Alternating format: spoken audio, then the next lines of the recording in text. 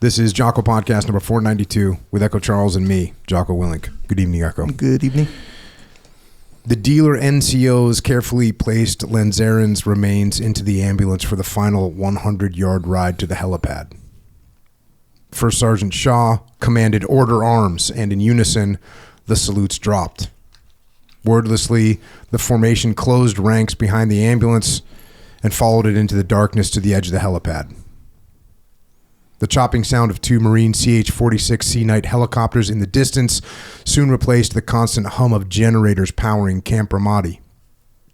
As the whir of the rotors grew louder, the members of the silent crowd stood a little straighter. As the helicopters flared to land, a dust cloud of sand and pebbles filled the air, prickling the faces of the assembled soldiers. The back ramps of the Sea Knight dropped, and two crew chiefs moved swiftly across the helipad, came to attention, saluted, then led the dealer NCOs to the aircraft for Lanzarin's trip back home. Colonel McFarland and I stood next to the ambulance in silence. Within minutes, the back ramp rose. The assembled crowd snapped to attention. As the whine of the engines increased, First Sergeant Shaw's voice filled the air again. Present arms. With the blades spinning faster, the lifting helicopter's prop wash blew sand harder into the faces of the troops gathered in formation, this time holding their salutes until the birds were out of sight. Again, Shaw commanded the formation. Order, arms. For Staff Sergeant Lanzarin, it was the beginning of his journey back to his grieving family. For the rest of us, it was time to continue the mission. Some soldiers left immediately, grieving on their own. Others milled about in small groups, telling stories about their departed friend. Remember that time? Or you remember when he took the... Some just stood, quietly sobbing or kicking the dirt and vowing vengeance. As we walked down the hill from the helipad, Colonel McFarland put his arm around me and asked me how I was doing. Sir, I'm fine. We're fine, I replied as I slinked out of his embrace. I had a job to do, and for the sake of the unit, I could not go wobbly now. My job was to lead the living. Tony, you know Dealer has taken 25% casualties, he asked as I was lighting a cigar, getting back into character. Yes, sir. More counting the guys from Dagger. Chris Stilling's advisor team has lost almost 50%, I acknowledged. Colonel McFarland had seen a lot of injury and death in the past 4 months, as had we all. Up to that point, I had never thought of it as a percentage, but as individuals. Scotty, Love, and Crombie were dead. Rozansky had lost his legs, and Sergeant McCool was shot. Now Sergeant Lanz was gone. My guess is that one of the staff officers at the brigade headquarters ran the numbers, and the magnitude of what Team Dealer was accomplishing and the cost associated with their success hit Colonel McFarland all at once. I'll get you guys some more help, he promised. I was truly grateful. I thanked him, and he turned and walked away into the night.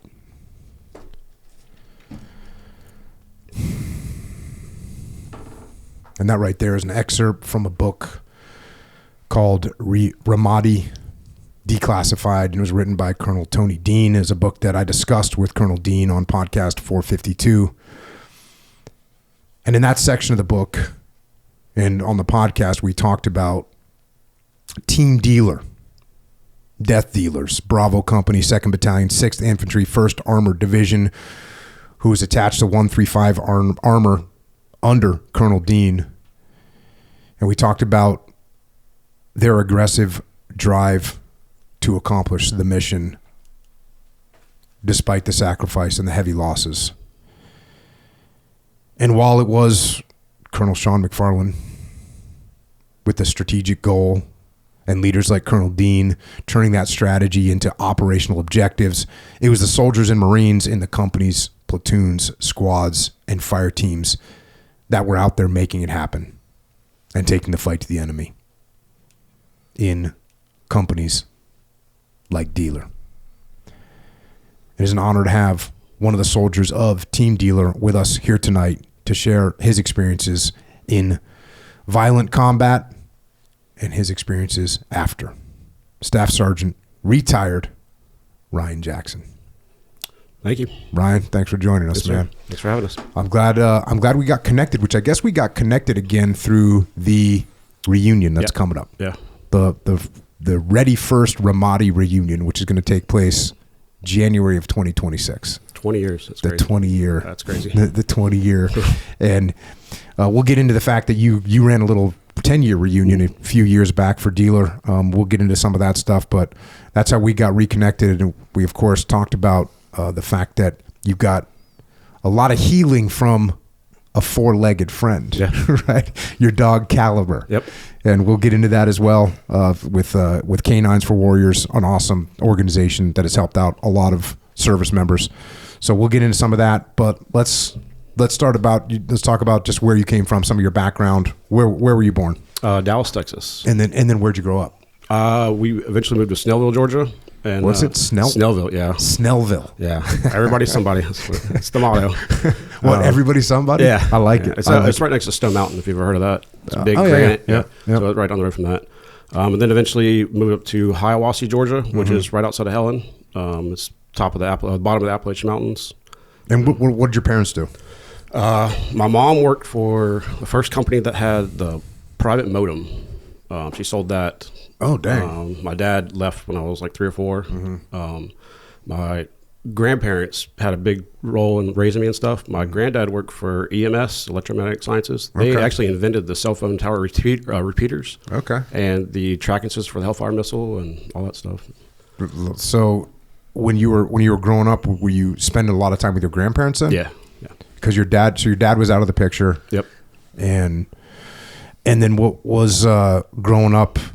Did you actually live with your grandparents? No. I just, I was with them on the weekends, and then some evenings. They were close enough that we'd go over there for dinner and stuff, and they'd pick me up from school, pick up my sister and stuff. Okay, and so that was the sibling scenario. Was one sister? Yeah, I got a half sister and 2 other half sisters, but no contact with them. Okay, and then what were you into when you were growing up? Dirt bikes, hockey, and trouble. And girls. Georgia has a hockey scene? Roller hockey. Roller hockey. Yeah, okay. You didn't specify roller. Yeah. I've actually never roller skated in my life. I started out on roller blades and started playing hockey. And was there like club? Like what was happening down there? Leagues, full leagues. Yeah. Are people still playing roller hockey? I don't think so. I don't know. Maybe.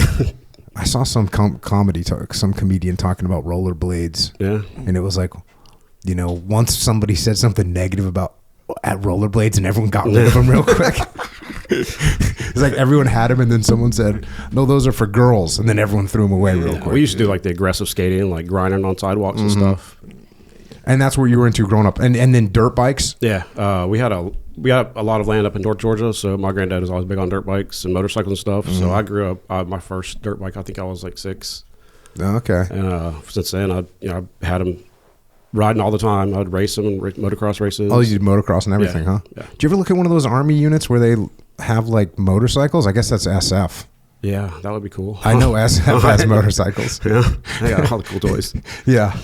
And then what about like school? Were you into school? How were you doing in school? I was there. I had the potential, but I smoked a lot of weed, did some drugs, and I didn't really apply myself. That's the best answer I've ever heard for how was school. He's like, I was there. I attended. I mean, looking back, like I know I could have done a lot better. And I actually told my granddad, I don't want to go to college right now because I don't feel like I'm mature enough to go. I'm going to get in trouble. I'm going to, party and not show up to class. So I didn't really have anybody to push me to do that. I'd come home and do my homework if I wanted to or not. So, did you ever think about the military at a young age, or when did you start thinking about it? Oh, probably when I was like 10 or 11. I was in the Civil Air Patrol. I don't know if you know what that is. Yeah. And I did ROTC. Apparently, they weren't drug testing in the Civil Air Patrol. No. It was always something I looked up to.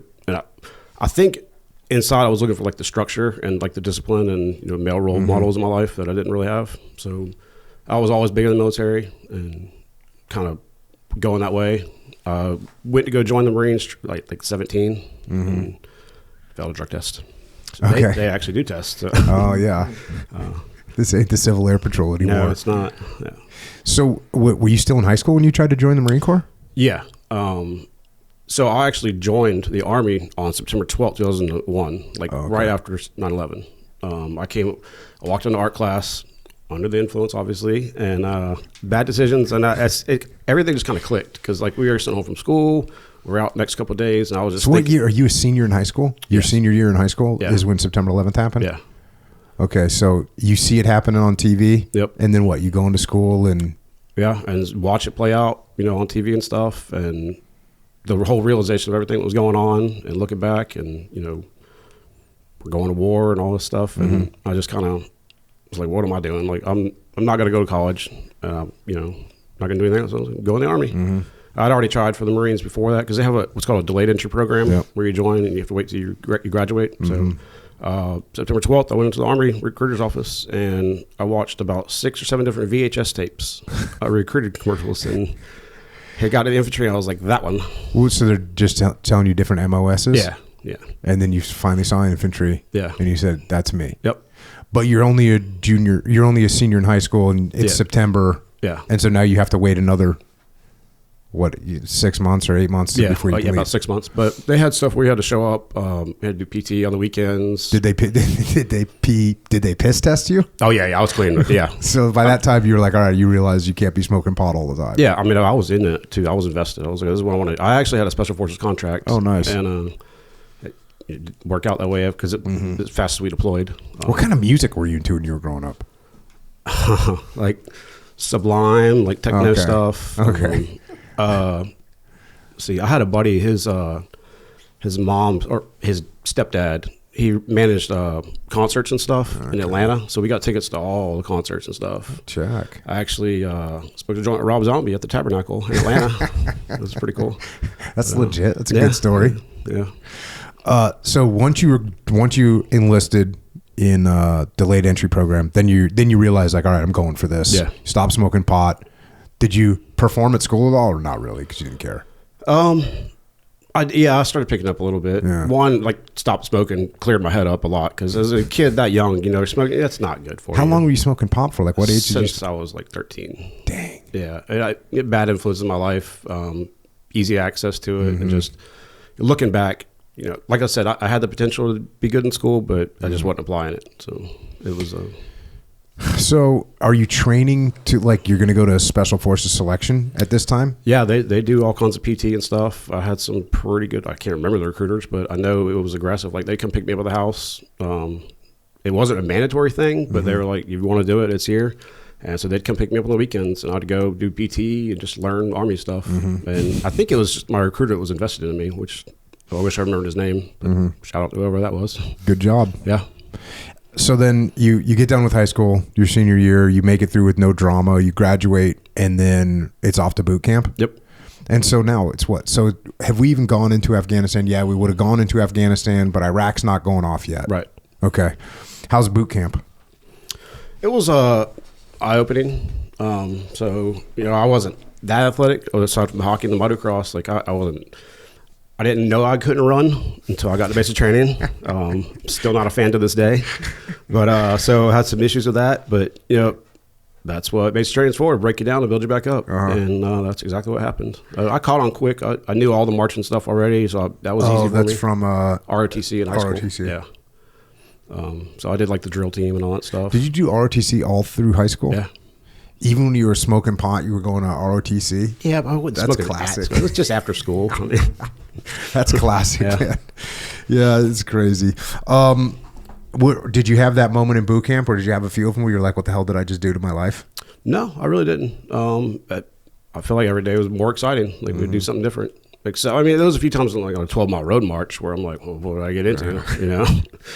4 o'clock in the morning, you're on mile 11 and stuff like that, or long runs. But did you feel like you kind of found your thing? Yeah, that's exactly what happened. Yeah. I know that's definitely what I felt when I got in the Navy. When I was like, oh, okay, cool, I got this I can do. And the Navy is a different kind of boot camp, especially when I went through. It was like it was literally about folding underwear and just the lamest stuff. But yeah, got through it. Did you have any major challenges besides running? Not really. I mean, I didn't miss home. I mean, I literally joined to get away from home. Yeah. To get away from my friends at the time because, bad influences and all that stuff. I joined to keep myself out of trouble. And so, yeah, other than running, that was the hardest thing. And then I found out I was really good at ruck marching and really good at shooting and really good at a lot of stuff. So yeah, that's a thing, man. Like there's different types of muscle genetics that you can have, and you can be like an endurance guy, or you can be a really fast sprinter. Right. And then there's dudes that are good at ruck humping. Yeah. Which is a good thing to be good at when you're in the military. Yeah. I was like that too. I never won a damn 4-mile race in the SEAL teams, and I never won a 100-yard dash either, but I'd win some rucks. Yeah. I could ruck. Paying for it now, but Check. And then what was after that? Did you go to AIT after that? it was one station unit training. So infantry at Fort Benning, it's just all straight. I think it's 18 weeks, 19 weeks, whatever it is, but it's one station. So basic training, and you just kind of phase into infantry training. They just incorporate it all together. So that's kind of unique. I don't think there's any other MOSs that do that. Yeah. So after that, graduated basic training in December, went home on leave for 30 days, and I already had orders to Germany because that was part of my enlistment contract, go to Europe. How was it like when you went home for leave? It was very different, very different. Like, were you disconnected from your friends enough to be like, yeah, this is... I started to realize a disconnection. I've been gone for 6 months and you guys haven't done anything. Like, you're not in school, you're not in school, you're not in school. Like, that could have been me. Yeah. And then, like, people started looking up to me and I didn't really understand. I was like, I just did this thing, But some of my friends even came to my graduation and they were kind of impressed with that. So it was definitely different, but it was quick too because, I didn't have anything to take with me. So just my Army stuff and spent time with the family and did Christmas, and then I was off to Germany. And how was your experience getting to Germany? Now, well, I was 18, 19, so that was a little eye-opening. It's my first like major flight, and it was like 9 hours, and then I got there, and it was a processing unit, and my name was like, they were going alphabetical order, and then they skipped over my name, and I was like, that can't be good. And then some guy leaned over at me. He's going, "You're going to the Rock." And I was like, "What?" So, Baumholder, Germany is known as the Rock. It's just a small military base on top of a hill in Germany. So they called my name and said, "Jackson, you're going to the Rock," and called it Baumholder. And then me and I think 4 other guys loaded up in a van, and the longest van ride in snow at nighttime, just going around mountains and shit. I was like, shit. That was maybe a little eye opener. I got to my unit and immediately got hazed by an entire platoon. So, had no idea what I was doing. Woke up the next morning. My squad leader told me I was going to be a 240 gunner. Get some. At 19. So I was like, that's pretty cool. I only shot it once, at basic training on a range on a tripod. So. And at this point, the U.S. Army and the U.S. military is gearing up to invade Iraq. Right. Did you, at 19 years old, make that connection, or did they let you know? When you landed on the ground, were they like, "Hey, we're going to Iraq"? No. It wasn't for about another month after I got there, and then all of a sudden they had a random month-long training mission in Hohensfeld, Germany, and Grafenwehr. So in Grafenwehr, they do the gunnery. Hohensfeld, it's like applying all the action and movement contact lanes and stuff like that. And we did that back-to-back. And then they're like, well, by the way, we get done with this, we're deploying. So, I mean, I was in Germany for 3 months before we deployed. Dang. Yeah. I didn't get to do anything. And then you guys deployed to Kuwait? No, we went straight. Well, we were in Kuwait for like 4 days, but we were part of the invading force and going into Baghdad in 2003. How much time were you sitting around in waiting for the invasion to take place? Less than a week. Like, it was that quick. It was more like in processing. Here's your vehicles. Here's your guns. Here's your stuff, and we were gone. Dang! So you weren't part of that force that like waiting on the border for months on end. No. You just showed up and the invasion started. Yeah. Dang. What was your attitude as that invasion was kind of kicking off? Exciting, scared. We invaded Iraq in soft skin Humvees in the back of 5-ton trucks, and then Bradleys. So it was America's finest, or the world's greatest fighting force, right? Cheapest bidder. Canvas doors on the Humvees. The invasion was wild. Just blasted our way all out to Baghdad. And you were, what, a 240 gunner? In what vehicle? What kind of vehicle? Just a soft skin Humvee. Like, we had it strapped down on sandbags, like on a soft skin Humvee. Your 240 was strapped down in sandbags. Yeah, like on a tripod. It was. I got pictures of it. It was sketchy looking back on it. Dude, I got to get some of those pictures. Yeah, they didn't even have doors on them. Like this. What about, that's crazy. This is the first person I've talked to where their lead up time was like very short. Most people were sitting there for months. No, like we were gone. Doing the drills with the gas masks and the mop level 4 gear and all that stuff. We did a few of those. Yeah, we were walking around in mop gear for a while. We had the Scud attacks, but it was quick. And then what was, as you guys are pushing up, like, what are you doing? Are you just securing the road? What's happening? We were just in a convoy, and our end goal was the Cross Sabers in Baghdad. Okay. And that's a freaking legit. Yeah. That's a legit end state. Yeah, it was pretty cool. And then Saddam's palace, the one right there in between the Tigris and the Euphrates, lived there for a little while.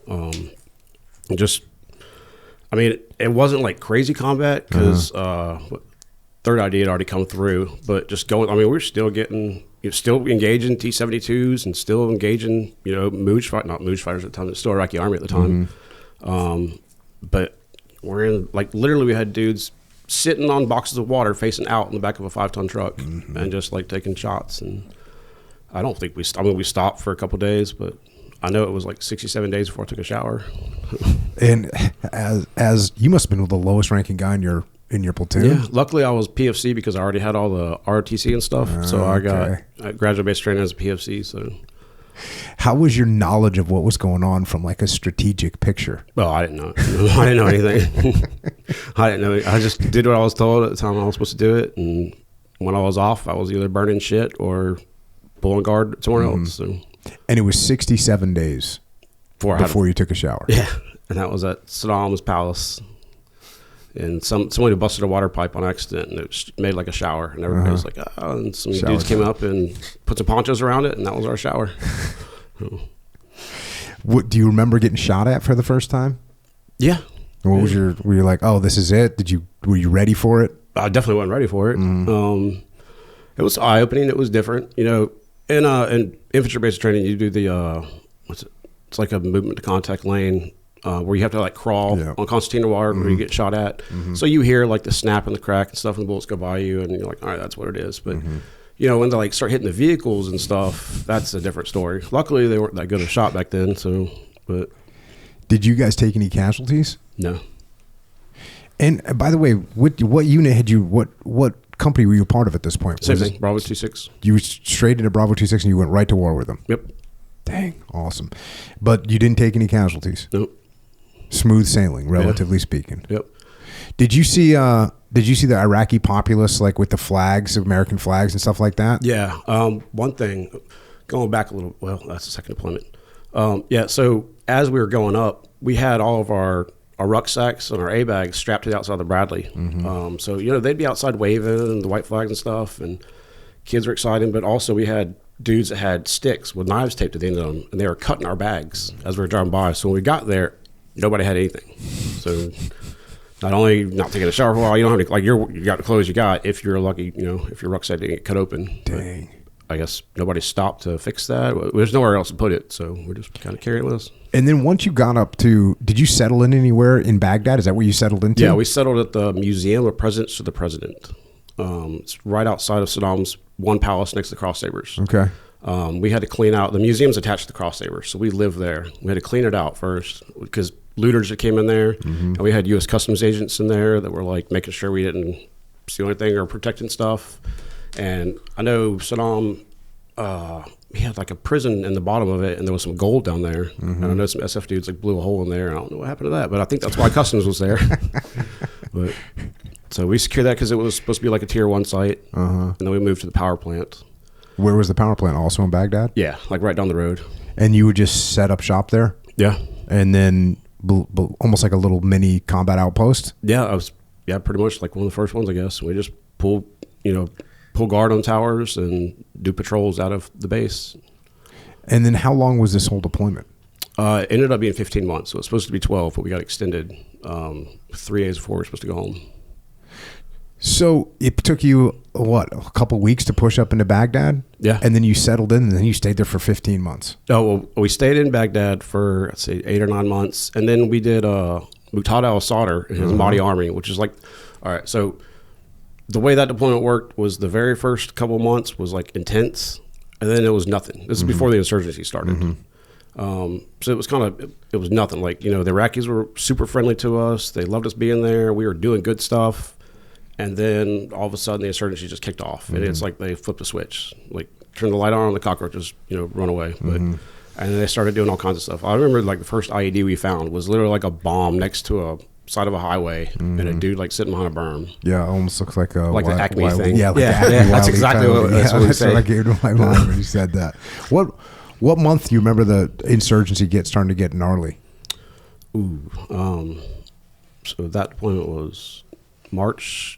We were supposed to come home in September, I think, March to March.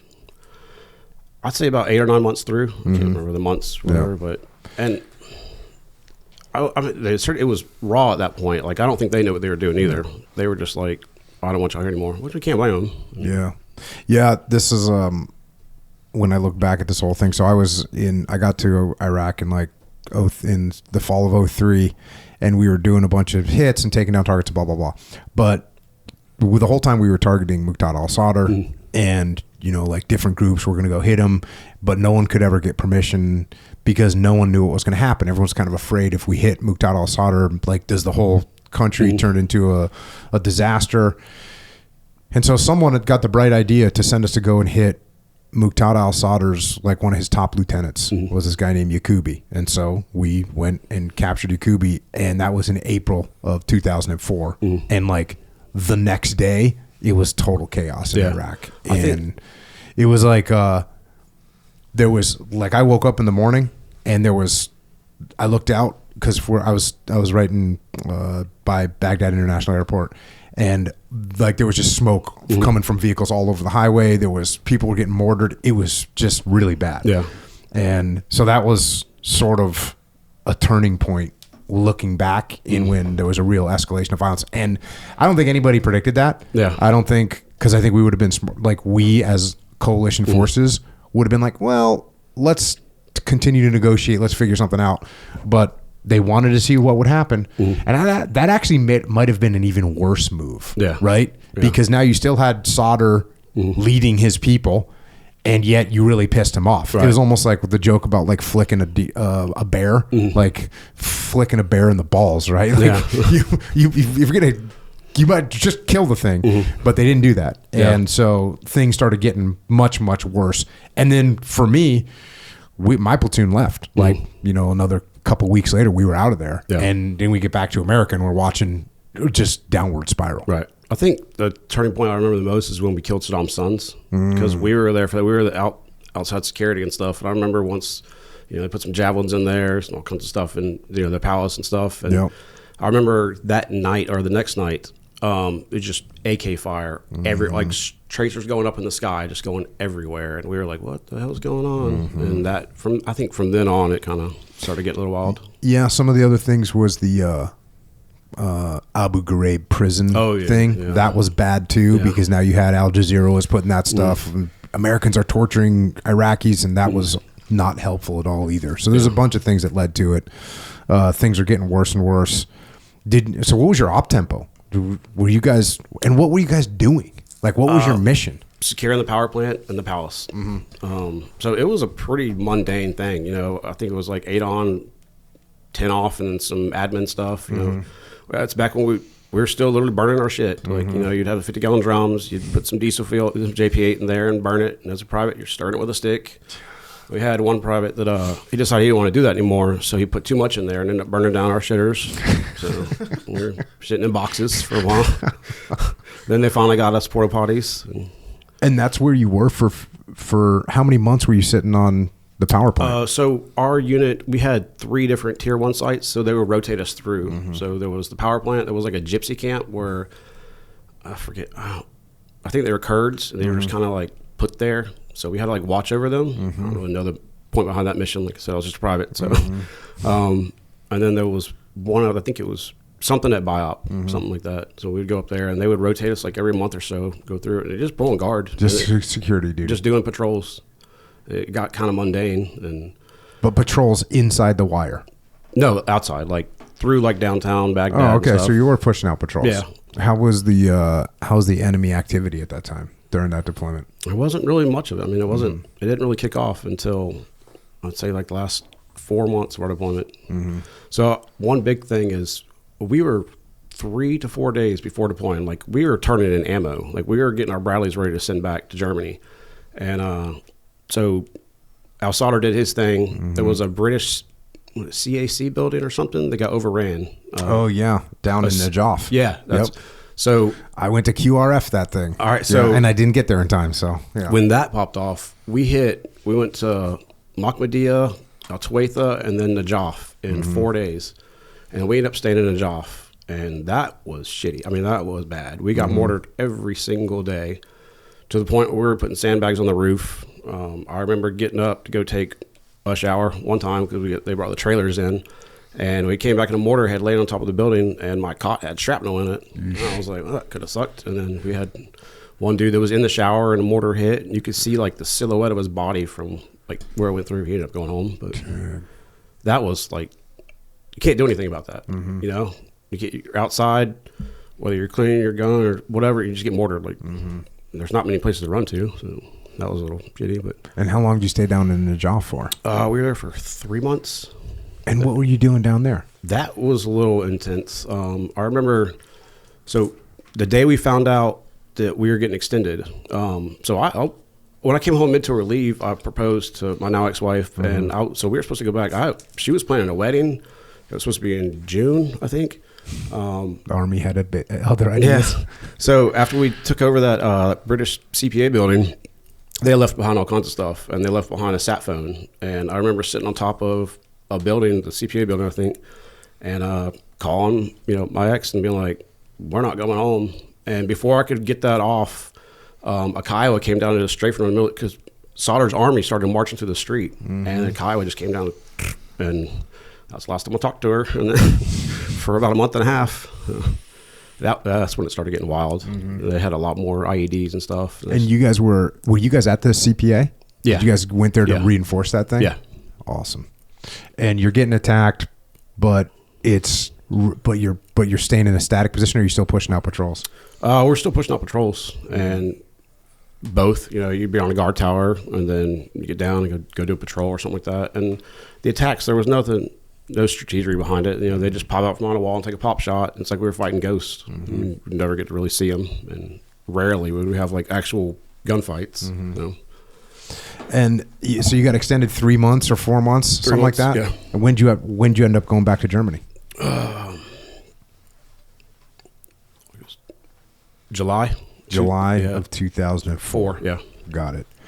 And how was the what do they call it? They got a word for it. Reintegration. How was the reintegration to the world? Quick, fast, in a hurry. I came home. That's back. I mean, I wore my DCUs home. We didn't have like the modern amenities, so we would wash our uniforms in JP8 and like water. So I remember like walking to the airport. I got all the standing ovations. I think dudes were buying me drinks, like steak dinners, waiting at the airport. Got all the attention and stuff. When I came home, it was literally a hero's welcome. I mean, and this was coming home to Germany? No. So coming home to Germany. Yeah. Sorry, went a little too far ahead. Coming home to Germany was fine. Like I was. What were you talking about before going home on your leave? Yeah, leave after that. So coming back to Germany, it was quick. I was single. I lived in the barracks, so we just kind of got pushed away. The married dudes had their whole thing. I just remember like we walked into the gym and they said, welcome home. We did a whole speech and stuff. Then there's a reintegration process where you have to go through and talk to doctors and stuff for like 3 days. Whole place smelled like a brewing factory. It just reeked of alcohol. Everybody was drunk. I think everybody just wanted to check the boxes and get out of there. We did have to, everybody had to pee in a jug for like a gallon jug because we were shooting DU rounds, depleted uranium rounds. So there was that. And then we were at the Kuwait, the power plant where there was yellow cake, enriched uranium. So I tested for that. I think that's why my kids are so smart to this day. But yeah, you know, the whole idea of like PTSD and stuff like that didn't really come up. Nobody wanted to admit that at the time. We had a bunch of replacements that were there, so they were just kind of blown away and looking up to us, and so nobody wanted to like admit that, like, you know, it kind of might have sucked a little bit, not as bad as it was going to get later on, but. And then you went home to America on leave? Yeah. And that's when you were getting treated like a hero? Yeah. 30 days leave. Got married. So that was August 2004. Got married. Went and got my wife at the time an ID card, and, you know, went on a little small vacation, able to do Christmas with the family again, got to see everybody. Went back to Germany, and then had her sit over, and that was a turning point for me. I was just got promoted to sergeant, or I was about to be at the time. So I was married, so I out of the barracks, I got housing now. That was a shocker too, because I was like, oh, I don't have a car, I don't have any furniture. So, you know, luckily the Army has a program where they like loan you furniture, so just house full of Army furniture. And did you get a car? Yeah. I eventually got. Did you get a cool German car for cheap? It wasn't cool. It was an 85 Volkswagen Golf. Okay. It was a manual, and it had like rust spots in the wall where you could see the ground. Okay. It was enough to get around base. But, so it was cold, not cool. Yeah. One of the things, I guess, the way the German environmental stuff is, you can't, if it's that bad and you want to like junk it, you have to pay to junk it. So you just sell it from soldier to soldier. So I paid $500 for it. It got me around. No, because I was in Germany for a while, and guys would buy like nice cars. Yeah. Like, you know, they'd take out a loan and buy a BMW or something, because it's way cheaper than buying a BMW or a Mercedes in America. Yeah, but you can't ship it back. Can you not? No, they don't have American specs. Some with the windshield and the seat belts or something. I don't know. But I did eventually work my way up. I got a, you know, after I was there for another year or so, I got a BMW. And yeah, see? Yeah. Moved up in the world. Yeah. Did it have floorboards in it? Yes, it did. Yeah. And what's your job when you come back now? You're promoted, you're a sergeant. I was a team leader. So in between that, I was a Bradley driver for a little bit too, because it's just I wanted to get off the ground. I wanted to learn the Bradley, so I drove that for a while, and then I got back on the ground. I was a team leader. I got promoted, and then I wanted to be a gunner on a Bradley, so I asked my platoon sergeant if I can be a gunner, and he was like, "Sure," and I did that. So then, you know, I went from being on the ground to being in a mounted section, and I got really good at shooting the Bradley. Then I got promoted to be Captain Lanson's gunner, so I was his gunner, which was pretty cool. I was the lowest ranking. I was company commander's gunner, and I was still at E5. That's legit. But that was cool.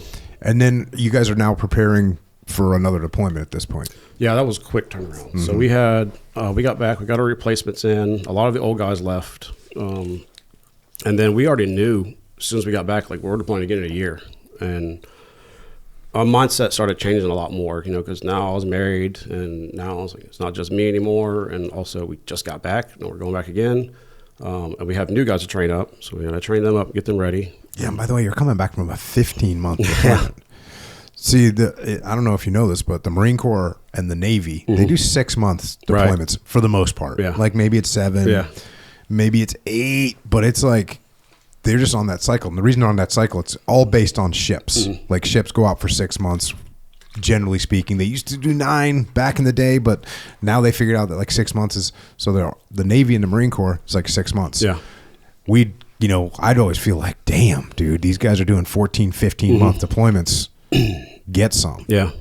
And then you come home and you have a 1-year turnaround. Right. And you know you're going back for... Yeah. Part of that 1 year was we did 2 Grafenwehr rotations, which is the gunnery, and then we did a Grafenwehr and Hohensfeld back-to-back rotation. So, you know, the movement to contact lanes and all that stuff. We were, you know, I joke about it all the time. I was in Germany for 5 years. I went to one Oktoberfest.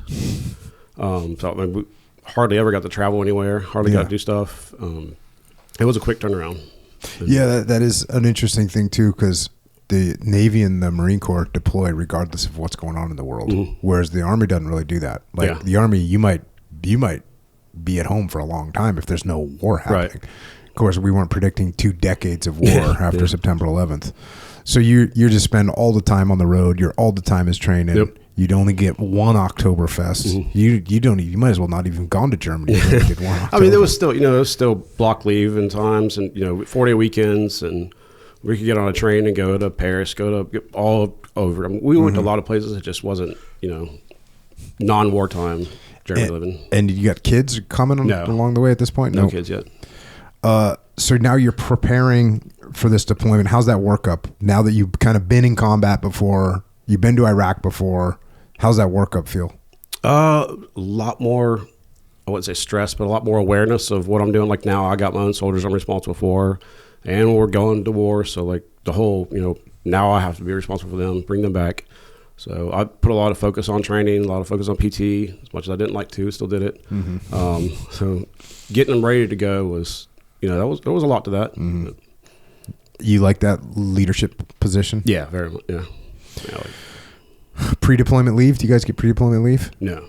No pre-deployment leave? No. Just pack up and go? Yeah, pretty much. I think it was like a 4-day weekend or something worked in there. But and then where did you guys didn't deploy? You deploy to Kuwait this time? Yeah, so we had to go to Kuwait, and we were the Ready Reserve Force.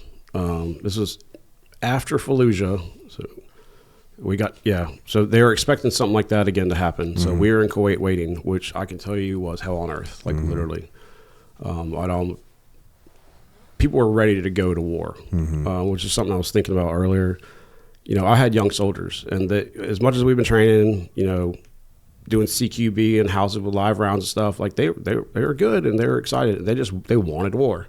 And I remember thinking, like, be careful what you wish for. Right? This is before we left, but being in Kuwait, everything's brown. There's nothing to do. It's hot as shit. You're walking everywhere in the sand, wearing all your gear, and it's just miserable. I mean, Captain Lanson had us training every day. Dude. I mean, all the training. I think Colonel Dean mentioned in your other podcast where we were ready, but there was nothing to do. And then, we're getting paid.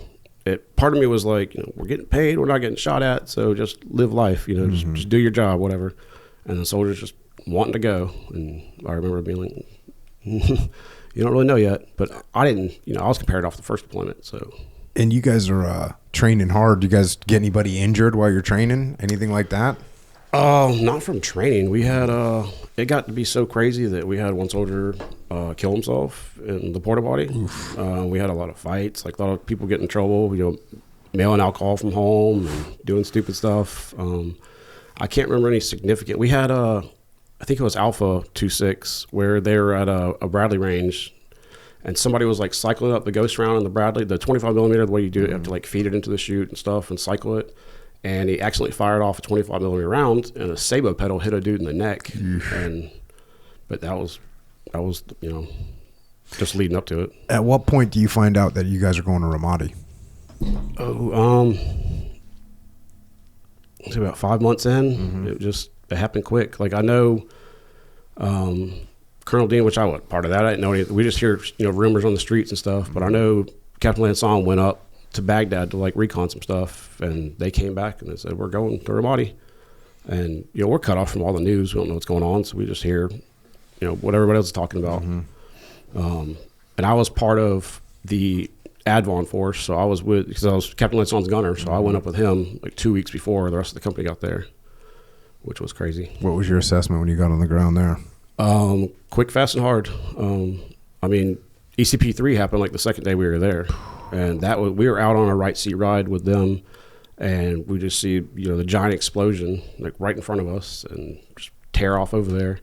And we pull up the ECP3 and set up a cordon. I'm a 240 gunner. Now we got armored Humvees, thankfully. I just remember sitting there, and as soon as we pull up, Captain Lanson's trying to get out, and there's 3 dudes running across the field, like pulling a cart or something. And I yelled at him to get back in the truck, and I just cut them down with a 240.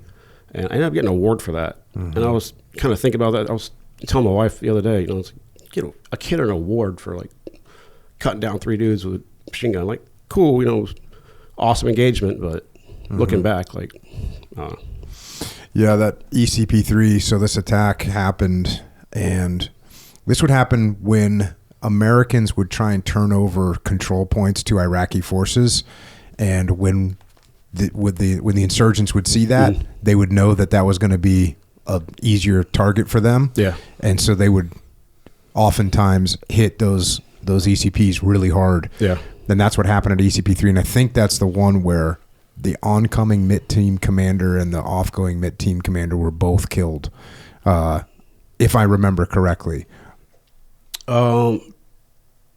Yeah, I don't think anybody was killed at ECP3. Okay. That's when Sergeant Reinhardt got hit, and then Garza. That's when Colonel Dean was talking about like living in shit and showing up, and, like the Iraqis were shitting all over. There was one. I guess I must be confused because there was one, and it was during a turnover op because the incoming MIT team commander and the outgoing MIT team commander, one of them was wounded, one of them was killed, or both of them were killed. But just it was such a terrible welcome aboard to the guys. Now you guys are coming on board, right? And it's like, oh man.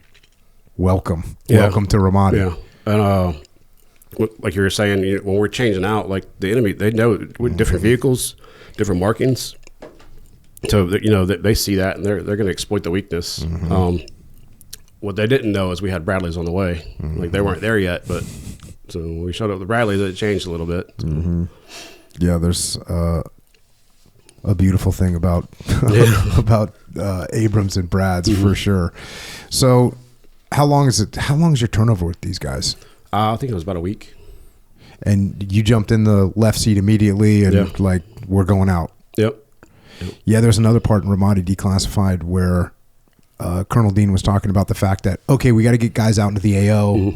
Even if their guys are going to be on QRF, we got to get them out in the AO. They got to start doing patrols. And he sent out however many patrols it was, and every single one of them got hit by IEDs. Yeah. Yep. See, Brett Tribble got killed within the first.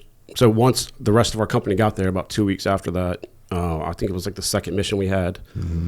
Brett Tribble got killed, and my buddy Tom Davis lost his leg.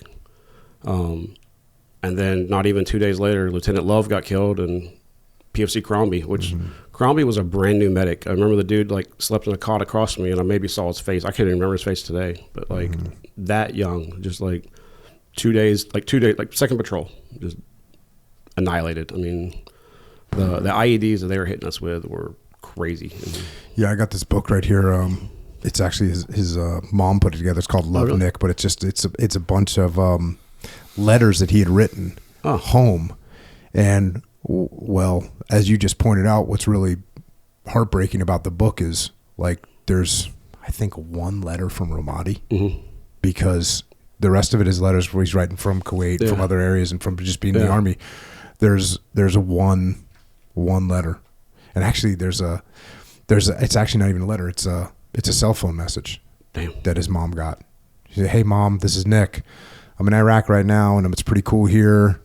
I went on patrol the other day. I got to save someone's life. They got shot. He had gotten shot. He was an Iraqi guy." He got shot in the upper left abdomen. We had to fix him up while we were on patrol. It was pretty exciting. I got to save someone's life with all my cool medical knowledge. The guy ended up living, but he had to get his spleen removed. It was exciting, as I mentioned. As a medic, I don't really have to do anything dangerous, I guess. The only dangerous thing I have to do so far is like I raided a store. We had to search it out real quickly for a bomb or anything suspicious. We pull over cars to look for an IED or something. It's just exciting. Being over here is like being BPS, Border Patrol, or a state trooper. We kind of drive around all day trying to arrest bad guys. That's what it's about here.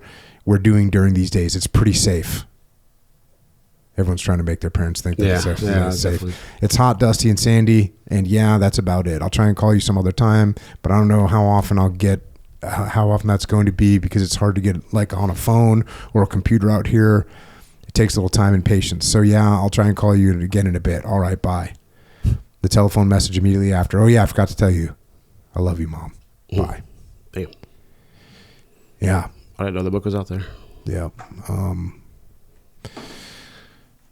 Like you were saying though, it's a young soldier that just showed up there, and then this other guy, Lieutenant Scott Love, who is.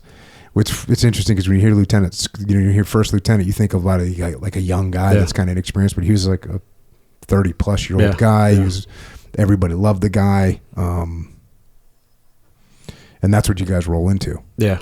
Yeah, I was Lieutenant Love's gunner for a little bit, and he was super chill dude. I mean, he was professional, but he was super chill. And Colonel Dean said he was invested in the mission. He was invested in the mission. Mm-hmm. Like, he spoke Arabic. He was about what we were doing. Mm-hmm. Like, he was about the hearts and minds.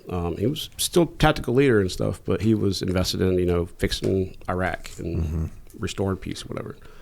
And his death was bad. I mean, we were looking for stuff. His stuff got blown a block away. And that was not even 2 weeks in. That was a little eye-opening for everybody. How is it getting your gear back on and going back out? At the time, it was kind of crazy. I mean, we'd go on patrols and somebody get killed, and as a squad leader, you got to come back and pack that kid's stuff up. And you were just playing spades with him last night, and now you're packing his stuff up and sending it home. And I think that's when it hit me. I was like, damn, one of my good friend Tom just got blown up, and then we already lost 2 soldiers. And then that's when I wouldn't say the lights went off, but are on. But that's when I knew this was serious, because the unit before, what was it, 228, I think. The unit before us, they took casualties, but I don't think they told us how many, or it didn't really disseminate all the way down to our level. So it was eye-opening for everybody. But we'd go on, we'd go right back out. Like, when you started the podcast, that memorial ceremony, I remember they called us in from sector just so we could go to the memorial service, and we went right back out. Like, we parked our Humvees, took our gear off, carried Sergeant Lance, because I was a squad leader, so I had to carry him on the plane, or the bird, and smoked a cigarette, bullshitted for a little bit, and we were gone. We went right back out until 7 a.m. That's another weird thing that I never, when I was watching war movies and stuff as a kid, it's like your base was way over here, and then you'd go on helicopters to some other place where you'd go fight, and then you'd get done fighting, you'd go back to, but it's like, no, you guys were out in Taʻmīm, you go outside the gate, take a right, you're there. Yeah. It's like going to the grocery store. Yeah. Like, it's not like, okay, hey, I'm going to go to this memorial service, and then I'm going to go get in a vehicle, and we're going to drive, and then we're going to fly somewhere, and it's going to take an hour or 2 hours or 3 hours. It's like, no, when I get my vehicle and go out the front gate, 30 seconds later, you're in Taʻmīm. Yeah, I think they got us a Predator drone to overwatch our area while we came in, and we were probably back on base for an hour, if that, between getting on, getting back off, and just right back out. And you talk about vengeance and stuff like that. It was on everybody's mind. And Taʻmīm was it's like a, what is it, grid layout, so the roads are kind of like Western, you're just driving down a road, look left, look right. Yep. It seems like the layout is very Western, and there's normal looking buildings, and you're like, okay, this seems relatively normal, but it's anything but normal. Yeah. And then what was your op tempo like? Like, how often were you going out? How often did you come back? Every day. Every day you're going out? Every day. It was 8-hour patrols. I started out, First Sergeant Shaw would rotate us, so I was on daytime patrols, which mornings is not bad. Afternoon patrols suck because it's super hot and everybody's tired. But we would go out, and 8-hour patrols, you're probably going to get in contact of some kind. Were you in a Brad? No, I was in Humvee, and then we were walking. We just stopped taking Humvees. For one, we kept getting blown up. I mean, we went through 16 Humvees in less than 2 months. Then we started walking because figure safer that way. I think everybody felt that way. Yeah. I know I hated being in Hummers, and I hated being in Bradleys. Like, for me, being in a Bradley, because I'm not an armor guy. I mean, I was in the SEAL team, so being in a vehicle is already a stretch. But put me in the back of a Bradley, where it's I have no idea where we are. It's hotter than hell, and you're just waiting to get blown up. Is what it felt like. The first time I got blown up in a Bradley, just dust everywhere, loudest. You can't hear anything. Just nobody could understand what's going on. You just got rocked. And how early was that for you in deployment? A week. What were you doing in the Brad? They would drive us out to the end of the sector, and we just walk. We'd walk. You saw the grid system. We just walk down streets, and we were slowly pushing our way into the city and making our presence known. But what we didn't know is, the Mooj, they were coming behind us and intimidating the local population and watching us and filming us. I know we sent y'all some intel stuff, like video cameras we captured and stuff, and they were just watching us. They were planning and just waiting. But yeah, as far as op tempo, like we'd go on a patrol. So wait a second. So you got blown up. That was your first time getting blown up in a Brad? Yeah. Anyone get wounded? No. Yeah. Also, that's early on the Brads because they got bigger and bigger IEDs as time went on. Yeah. So they probably had an IED meant for a Humvee, but they hit a Brad. Yeah. Didn't get anyone. Mm-hmm. And it was just, I remember Brad just like, it hit us and just blew right through. So I think we stopped and called EOD so they could do a post-blast analysis or something. I don't know if we did that. I think we were just, everybody, the adrenaline was kicking so much. But we go on patrol and come back, and you think you got 8 hours to, recoup, but when we come off patrol, we're immediately on QRF for another 8 hours. And then you get your 8 hours to prep for the next patrol. So we would be off. Sometimes you get an hour, sometimes you get 2 hours, but just be laying there on your cot or whatever and hear an explosion. You don't have to say anything. Just get your gear on and we're going back out. And we had our own QRF. We had to respond to our own guys. So yeah, before we hit record today, I guess I was essentially thanking you guys because we didn't have our own QRF. We didn't have enough people to QRF ourselves. So our QRF was always an Army or Marine Corps unit. It was always you guys coming to help us when we got into trouble. And so when you hear those explosions or you hear those big gunfights happen or you hear casualties happening, you guys would know it'd be you coming to get us. Yeah, I know you remember Charlie Med. They would put out announcements over the intercom. We need a positive blood, and everybody, whatever it was, it didn't matter who it was. Like sometimes I donated blood to, an Iraqi fighter. I didn't know it at the time, but you go to give blood, and it was blood-to-blood transfusion, and that happened every day. Yeah, you just come across the loudspeakers, and they'd have the mass casualty calls for blood. We'd send guys up too. Yeah. So your op tempo is 8 hours on, 8 hours QRF, 8 hours prep for the next mission. Yeah. Somewhere, at no time did I say sleep. At no time did I say PT. At no time did I say relax and call home. No, that was, we didn't do PT. I mean, PT was every day, but, in the winter months, I think it would slow down a little bit, but not really much. Usually after we go out on a QRF mission, you have a couple hours of downtime, but you're just prepping for the next patrol. Go to the chow hall if you're lucky. Luckily, we had good cooks. They were always there for us. I did have one situation where I just got off a patrol and we were nasty. I've been covered in dirt, blood, and sweat, and I had a major that was standing at the door that said we couldn't come in like that. And I was like, bro, we're going back out in like 30 minutes. Like, you're going to let my guys eat. I got into it with a major. I think I called Captain Lanson or Captain Graham at the time, and I was like, "This is what's going on." He was like, "I got it." Yeah, took care of that. But yeah, they were generally pretty friendly to the guys that were out getting after it. That's kind of the vibe that I got because I had one of my CB guys who we got mortared and we got like a big water tank blown up, and he went out and. Like within 24 hours, actually it was probably within 12 hours. He had us a new water tank. It got like, I don't know, it's probably like 1,000-gallon water tank. He got it back and got a new one and blah, blah, blah. And I was like, hey, Chief, really appreciate you getting that thing done. He goes, hey, sir, as long as I just don't want no more boom boom in the camp. Yeah. That's what he told me.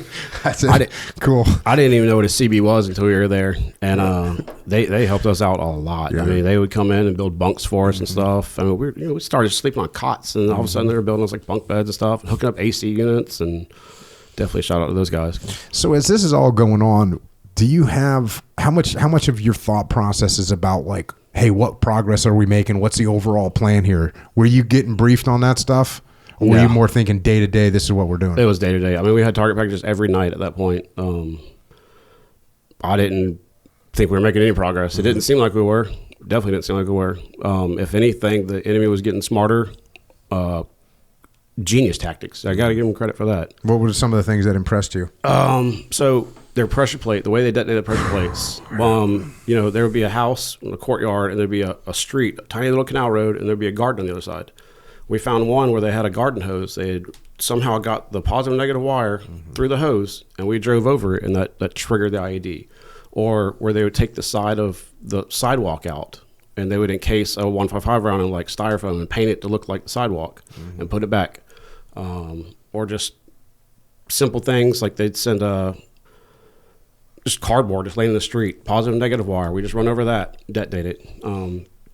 And then when we got the red and blue system, the jamming systems, they figured out that we could, because they were using cell phones or the two-way radios to detonate them. They figured out we were jamming them. So they would have kids out in the street with remote control cars. And they would try to see which vehicle had the jammers on it. And it's, I mean, got to give them credit for that. I mean, they're smart. Yeah, one of the things that impressed me was they would burn a tire in the street. That would melt the tar. And so one person would burn a tire. And then someone else would go and dig the tar out. And then someone else would go dig a hole. Yeah. And then someone else would put a bomb in the hole. And then someone else would rig it back up. And then someone else would fill the hole back in. And then someone else would put the tar back. And then once they put the tar back on, this is what impressed me, was it was like they would then put dust on it and sweep it and then unsweep it. And so it just, you wouldn't be able to see it. Yeah. It just looked like the freaking road. Yeah. Because it's not like the roads are there for beautiful pavement anyways. But it would just, the effort that they would go through over time to make this happen and do it in a clandestine way, where it's like, oh, this is their neighborhood. Yeah. There's trash and debris everywhere. I remember one crazy thing. We had the financier of the IED cell. Like, I don't know where we got the intel from. We knew it was him. We had arrested this dude 3 times. And every time he gets out, we didn't have anything to keep him locked up for a while.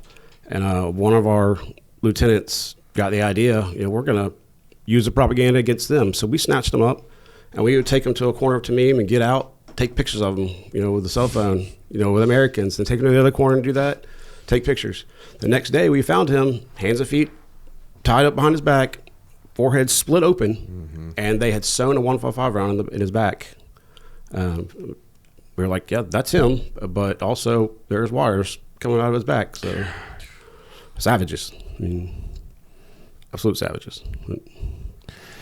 As time is going on day to day, what's your mentality?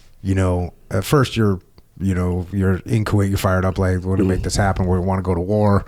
You get there, you guys are taking casualties out of the gate. You're losing guys out of the gate. Does it become at some point? I always feel like things just become kind of a blur of just like, it was interesting when I know you mentioned you listened to the podcast with General McFarland. It wasn't until I did that podcast that I realized the timeline. In my mind, it was all these kind of separate events that had happened. It seemed in my mind weeks, if not months apart, but they were literally 2-3 days apart.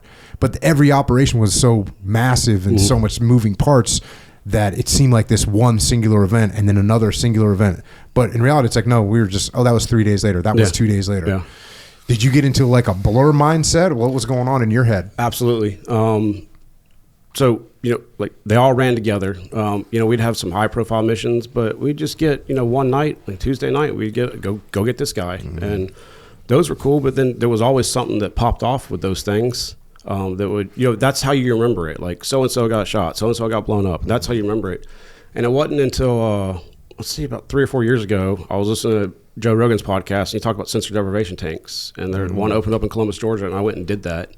And it was like the second or third time. And I just remember laying there, and like stuff just pops up, like missions that pop up, or like certain memories that they're just buried in the back of my head. And I think that's where a lot of PTSD stems from that people don't realize. Yeah. Like, you can't talk about stuff if it all blurs together. Yeah. I used to joke that everything we did was legit and legal, but we were always under investigation. And they sent in Army CID or whatever, come down to investigate us. And I'd be like, which mission? Like which one are you talking about? And it was hard, to remember, like we did this last night, we did this night before, and, so. Yeah, that there's no doubt of the amount of scrutiny we were all under in terms of like rules of engagement and, collateral damage. Like there was investigations. I mean, my guys had to sign a sworn shooter statement after every operation, everything they killed. Yep. I don't know if you guys had to do that, but absolutely. It was like, and at the time, my guys were like, "Oh, what's this for?" And I said, "Hey, listen, in the future, someone's going to dig into this and be like, well, why'd you kill this guy? Look, here's why we killed this guy. Here's what was seen. Here's why the shot was taken." And so it was a good move. Yeah. But at the time, it feels like, it feels like unwanted scrutiny. It feels like you're getting it from both ends. But one of the best things I learned from the 506 over on the other side of Corregidor was like the attitude of like, come investigate. Like if you think something is wrong, please come down here and investigate. And I said that over and over again. Oh, you think something's going on? Please come and investigate. Send people down here. We'll take them out. You want to go see what's happening? Come with us. Come on out. Come and get it. Like you want to see what's going on here? You want to see why people are getting shot why the enemy is getting shot, why our kill count's so high, come down here, bring a notebook, and bring some body armor, because that's what's going to happen. No. And everyone out. And that's another cool thing that you just talked about was, when people talk about, when they think of like special operations missions, they think of like, oh, we get this target and we go out and hit this target. Well, it didn't take us long to figure out in Ramadi that if we've got a target, because we had my intel shop, my guys were freaking awesome and they worked in close conjunction, but we had really good forms of intelligence. Right. I'll leave it at that. And we would get targets all the time.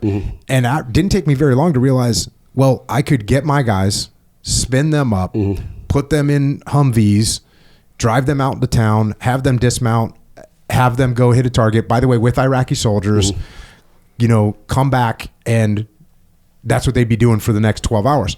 Or I could call you guys and be like, hey, there's a guy in building 18 Alpha. Yeah. You guys are cool. We'll call you in 20 minutes. They call us like your platoon commanders or company commanders or call us up and be like, hey, we got the guy. Yeah, cool. We'll send him our detainment facility. We'll be there and we'll do the interrogations. Because you guys were out in the streets and you were out in the neighborhood so much. And we had 3.8 and 137, the 506. So in the downtown area, it was like totally covered by U.S. military. Yeah. And you guys knew the neighborhoods and knew the buildings so well. You probably knew the guy that you'd probably be like, oh yeah, we already talked to that guy. We talked to him yesterday. We'll go talk to him again. We'll go grab him. So the cooperation that we had with you guys was awesome. Yeah. And, occasionally we'd be like, oh yeah, there's this guy or there's this particular threat or something like that. And so we'd roll out, I think, but we probably only did like 35 or 40 actual direct action missions where we went out and hit a target. Most of the time we just call you guys up. Well, when I say you guys, I mean we'd call up you guys, whatever battalion owned the battle space. Right. And you guys would just get it done in like 12 minutes. You're like, yeah, we're there. Yeah. I had conversations like, you're in the building right now? They're like, yeah. Okay, cool. Let me get my intel, guys, and get the name for you, because you guys would hit the target so fast. And that was the idea of the permanent presence inside these neighborhoods, was that you guys were just always there. Yeah. Yeah, I got to the point where we were doing so many, raids like that before we started doing the SKTs, the small kill teams, that instead of doing like a hard entry, where you blast the door, throw flashbang stuff, we would try to sneak in. I got videos that we snuck in someone's house and one of our dudes jumped in the bed with them because we were that quiet, or we'd like step over people to like clear the rest of the house and then wake them up and then zip strip them and stuff. Yep. But like, we got surgical with it. Yeah, that was a definite change. Same thing for us. This idea of breaching the front door, which always seems exciting, and and there are some tactical advantages to it.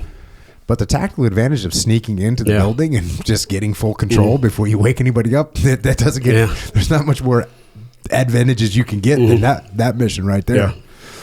So as these things blur together in your head, are you feeling any combat fatigue? Are you feeling the odds starting to click up? I feel like, we're playing a little bit of Russian roulette here, and you start rolling the dice every day, and you're rolling the dice every 8 hours, right? Every 8 hours you're rolling the dice. Were you thinking about that, or were you disconnected to the point where it's like, this is your job, this is what you're doing? I think it was about a month in where I made the conscious decision, it's going to happen. We've already lost so many guys. We're taking so many hits that my time's my time. Hopefully it's quick. Hopefully, sniper round or an IED or something catastrophic. Hopefully I don't like lose legs or something bad. Like I just accepted it. And between that, you just live off adrenaline, nicotine, and hate, I guess. I think we just made a t-shirt, Charles. Adrenaline, nicotine, and hate. That's a long stretch of time in your brain. The casualties keep coming for you guys. I know you guys lost Staff Sergeant Swanson as well. That's July, I think. And again, all you can do is go to the memorial service, go to the Angel flight, get your gear back on, and go back out. Yeah. Over and over and over again. Yep. I know you mentioned that you remember a little bit about like setting security for Colonel Dean to go meet with some sheikhs, and not realizing at the time what a huge impact that those meetings were going to have on the war. Yeah. I don't know how I got attached to his PSD. I think Captain Lanson was out with him or something. I was just part of the whole convoy. But I remember sitting outside his compound, and we were obviously outer security, so we'd sit with him, and some of his guys would come up and bullshit with us, and Chevy Aztec, nickel-plated AK, like just hanging out with him. And that's another T-shirt, dude. A Chevy. Yeah, I got pictures. A Pontiac Aztec with I got pictures like sitting. Yeah, let's go. Sitting next to dude. It was a shorty too. It wasn't even like a full size. It was bad, but just like hanging out with these guys. And I was like, what? I didn't know what we were doing at the time. That's above my pay grade. So I know we're just there. And yeah, at the time I had no idea what we were doing. I thought we were just talking to like the mayor or something. But lo and behold, we're changing stuff. Yeah, that was the beginning of the Al-Anbar awakening. Did you get any leave during when you were in Ramadi? Did you go home on leave? I took my military leave right before we went to Ramadi when we were still in Kuwait, which I'm very fortunate was the way it happened, because I couldn't imagine leaving Ramadi and coming back. It's hard to turn your brain off from that one, and just to go back and be back in civilian world or whatever, and then have to go back into that shit. So I'm glad I was fortunate enough to do it before we went up to Ramadi, but a lot of guys weren't. Colonel Dean said he went in the middle of the deployment. So I just can't. It's hard to turn your brain off for something like that. So just, yeah, I definitely, like I said, we do shorter deployments, and so I haven't been in the position of going home and then having to come back to it. But I'll tell you, that seems like it would be very, very difficult to do. Yeah. Very, very difficult to I'm about to get killed, go home, be in total peace and harmony with your family, and then know that as soon as you get home, okay, I got 2 weeks, and then be right back in the shit again. Yeah. Measured up like American Sniper, and Chris Kyle comes home and he's watching stuff on the news, something like that. Like, you see it, what's going on, more than anybody else does, and at that, you got to go back too. So I'm just glad that wasn't a situation. Did you see the movie Warfare? Yeah. I was going to bring that up. Yeah. Well, one thing that's interesting about that is I was talking to Colonel McFarland about it, and he was home on leave. Really? Yep. Because he asked me, he was like, hey, when did this happen? Like, I'm trying to remember if this was this or this was that. And I said, no, this was November 19th. And he goes, oh, I was home on leave. And, he sings praises of his subordinate leadership, because when he was home on leave, they did some of the really successful operations, and he's really proud of that because he wasn't even there to take part in them. But yeah, so you did see Warfare? Yeah, by far the best war depiction of what we went through I've ever seen. And I watched it with my wife, and then eventually I watched it with my 17-year-old son. I wanted to make sure I watched it first by myself, just to kind of get the reaction. I didn't go to the theater, so I bought it off Amazon. Then I watched it with my wife, and you can't really explain to your spouses what you went through. You can't really we got shot at, we got blown up, but until you see something like that was by far the best depiction of what we went through. Yeah. Hands down. I went and saw it in the theater. I went with my wife as well, and it was interesting. I sat down to watch it, and all of a sudden I hear, hey, Jocko, and I look over and it's another guy from Task Unit Cruiser when he's with his wife. Yeah. And I'm like, what's up, bro? Then we sat there and watched it, and it was over, and the theater emptied out, and we're sitting there like, okay. I think, and I haven't really directly asked my wife. I mean, my wife was kind of obviously she thought it was really moving movie, but I haven't really asked her what she thought it seemed like from her perspective. I would like to say, did it seem crazy? Did it seem like there was a lot of mayhem going on? I think obviously it was like that, so she'd be like, absolutely. But we haven't really had that deep conversation about it. And the other interesting thing is she knows Elliot, and so there's another connection there. So I don't know. I'll have to ask her about that. Yeah. Props to the dudes that made it. Yeah. Yeah, and the guy that made it just, he was there. Yeah. Yeah. So you watched it 3 times, because I've only seen it once. Yeah. How was it the second time? How was it the third time? What is bad? Okay. That's the same comment my son made when we finished watching. He said, so you watched it 3 times now? I'm like, yeah. But I had to watch it by myself first, just because to make sure, you know, one, what it was going to do to me. I don't know if that was a good idea or a bad idea, but it was fine. And then I made sure there was no distractions and watching my wife and went through that. And yeah, I told those guys because I had Elliot and Joe on the podcast. The two guys that got wounded, they came on the podcast and like telling them, you know, what it was like leaving Ramadi and knowing what those guys were getting into. And you know how it is, man. Like, it's kind of like you said when you turned over the 228. The 228, they probably told all your leadership, like, hey, it's really freaking bad out there. Yeah. And of course, leadership's like, yeah, it's not that bad. Like, we're going to go get some. That's what, it's like the guys from Team 5, like, same thing. Like, we're like, hey, I remember telling them, and I said this on the podcast, like, you guys are going to take casualties. And no one ever thinks they're going to take casualties, you know, and certainly no one ever thinks they're going to be the casualty, right? It always happens to someone else.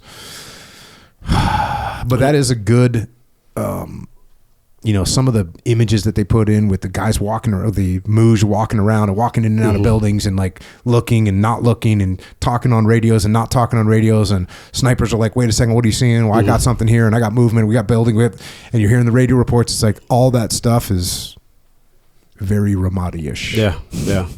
Like, can you shoot a guy holding a cell phone and looking at your position? You could probably get away with it, but you know, at that time you can't. I mean, he's not doing anything. He might just be calling home, but you know what he's doing deep down inside. You know what he's doing. Or you know, the guy at I shot a dude at the university right before we did that big mission. Like, we were doing Overwatch, just seeing what they're doing, just looking at dudes, and there was two dudes with a shovel and a wheelbarrow, and I was like, you know, that gut feeling. I was like, there ain't no reason to be digging right there. Where he was digging, I ended up shooting him, and lo and behold, he had det cord, and he had a pickaxe, and they were putting something in. So they weren't doing freaking road construction in 2006. That's the same thing with like people with binos. It's like you're not bird watching, and by the way, someone with a radio, because the cell phone towers were actually down. And sometimes people get reported as they were talking on a cell phone, and you could say it looked like they're talking on a cell phone, but they're talking on a radio. Right. But even those guys, it's like they're coordinating an attack, and it's really, as soon as you see maneuvering taking place, and now you got a guy on the radio. Okay, well, this guy is no longer talking to his grandma. This guy is coordinating an attack on coalition forces, and he's going to get killed. That's what's happening. The other thing, we did mosque monitors a lot, which I thought was kind of dumb at first, but then like looking back, and you know, their call to prayer, they give like the whole sermon over the mosque. So they literally called everybody in for the jihad. Yeah. And they're like, bring them in. And did you guys have interpreters with us? Yeah. We would have actual mosque monitor missions where we'd go out and we'd just park somewhere and wait for, you know, the call to prayer and listen. And the interpreter would be like, this ain't good. Yep. That's like we had both Iraqi soldiers and interpreters, like American or coalition interpreters. And yeah, same thing. You'd be like, this isn't going to go. They're coming right now. Because they're straight up saying, hey, it is time for jihad. That's like what they are saying. The time for jihad is now. Part of assemble in this area. Right. Like assemble at the soccer stadium, assemble here. Like that's what they're straight up doing. I don't know if they knew we were listening to them or they just didn't give a shit, but I mean, that's part of their religion. So as time is progressing, did you feel like your awareness, your combat, like how good did you feel like you and your team were getting? More confident as we were going. Luckily, I didn't have any serious injuries or casualties in my squad at the time. Everybody had their own nickname for their squad or whatever. I can't remember what ours was, but we were just getting good. I know you talked, Colonel Dean, about scooping up that imam. That was my squad. Like, we were setting up for an SKT. That's one of the houses we actually snuck into, and we caught the dudes jumping the wall, and one of my soldiers like grabbed him because the mosque was right there behind the house, and we grabbed him. We're like, where are you going? What are you doing? Like, a little suspect. And he's like, oh, I'm an imam. I was like, I don't know. Imams don't jump walls. Like, you can use the door. Imams don't rerun it. But so we scooped him up, and at the time, I had no idea the impact that would have. So we got him and caught him up, and I remember some black SUVs showed up and took him away. And how did you feel like your guys were handling it, like on your team? They were getting their own confidence. You know, we'd go hit a target package, or we'd do SKTs.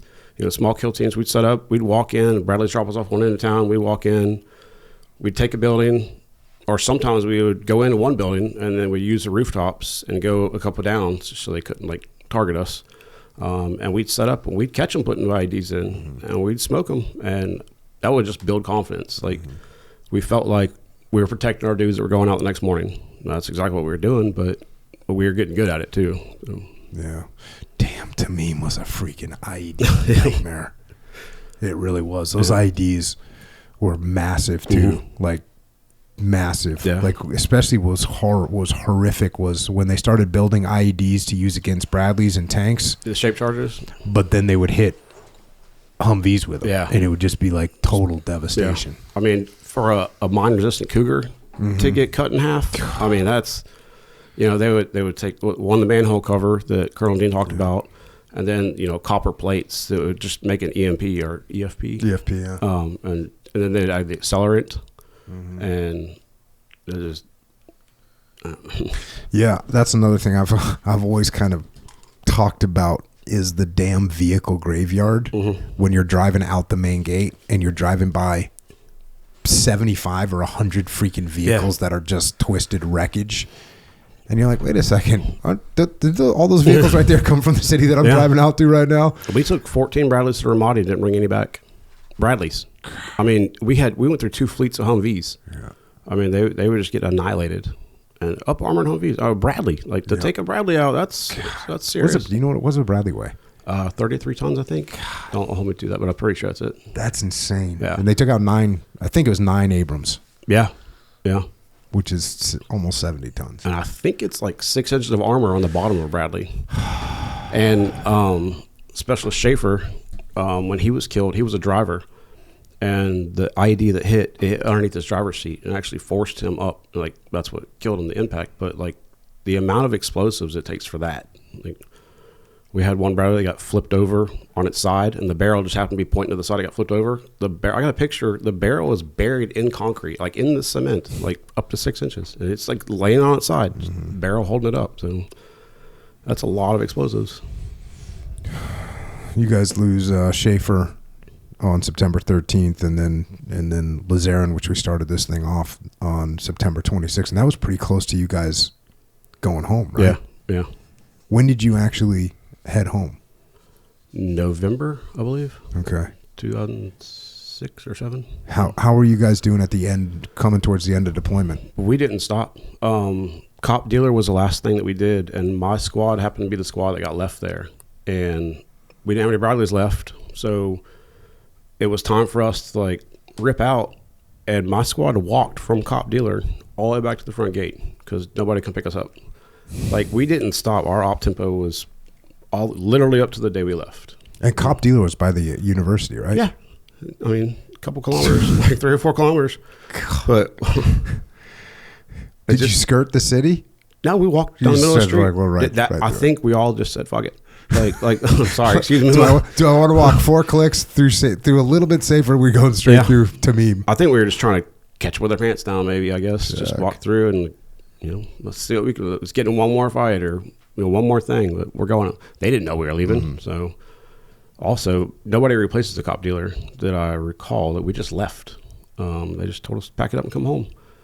And just walk back down the streets. Dang, dude. So you guys pack up. Did you know when your last mission was? Yeah, that was it. That was it. Yeah, we were doing the left seat, right seat ride with the other unit. It was first ID, which ironically is the unit I went to after that. And I was like, can't catch a break. But I know ripping out with them, and they had static positions, so we weren't like alone. And to me, we had static positions. We had riders checking in with them and stuff. And I think they told us, y'all come in, that's it. That's it. Yeah, I think 2 days later we were out of there. And then it's back to Germany. Yeah. And how are you doing when you're heading when you get back to Germany? Numb, I guess is the best way to describe it. It's hard. Like, I know when I got blown up, they had a thing where they were calling the wives. I was like, why are we doing this? Like, we don't need to do that. Like, if we're not seriously injured, then you call. But they would call the Ys for any incident like that. Did they keep that up for the whole deployment?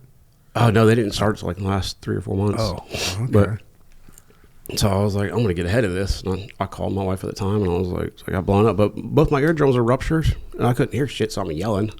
I got blown up. She's like, what? I'm like, I don't know if you can hear me or not, but I can't hear myself. So I got blown up. Just in case somebody calls you, let you know, like, I'm okay, whatever. Okay, tell her what okay is. So I felt like at the time that would be better to hear from me than like somebody calling and say, hey, Sergeant Jackson got blown up. But so coming back to Germany, it was even wilder than it was the first deployment. Like, dudes, I remember going and checking my guys the first night, like driving from housing, going to the barracks and pulling up on the barracks, and there's, a 3-story beer bong with a garden hose. Just, I mean, you ain't drinking in a year, and I'm out here pouring liquor and beer and whatever, and like just trying to, I feel like dudes were just numbing themselves even more. And just, same thing, reintegration was like 3 or 4 days, and everybody just checking the box.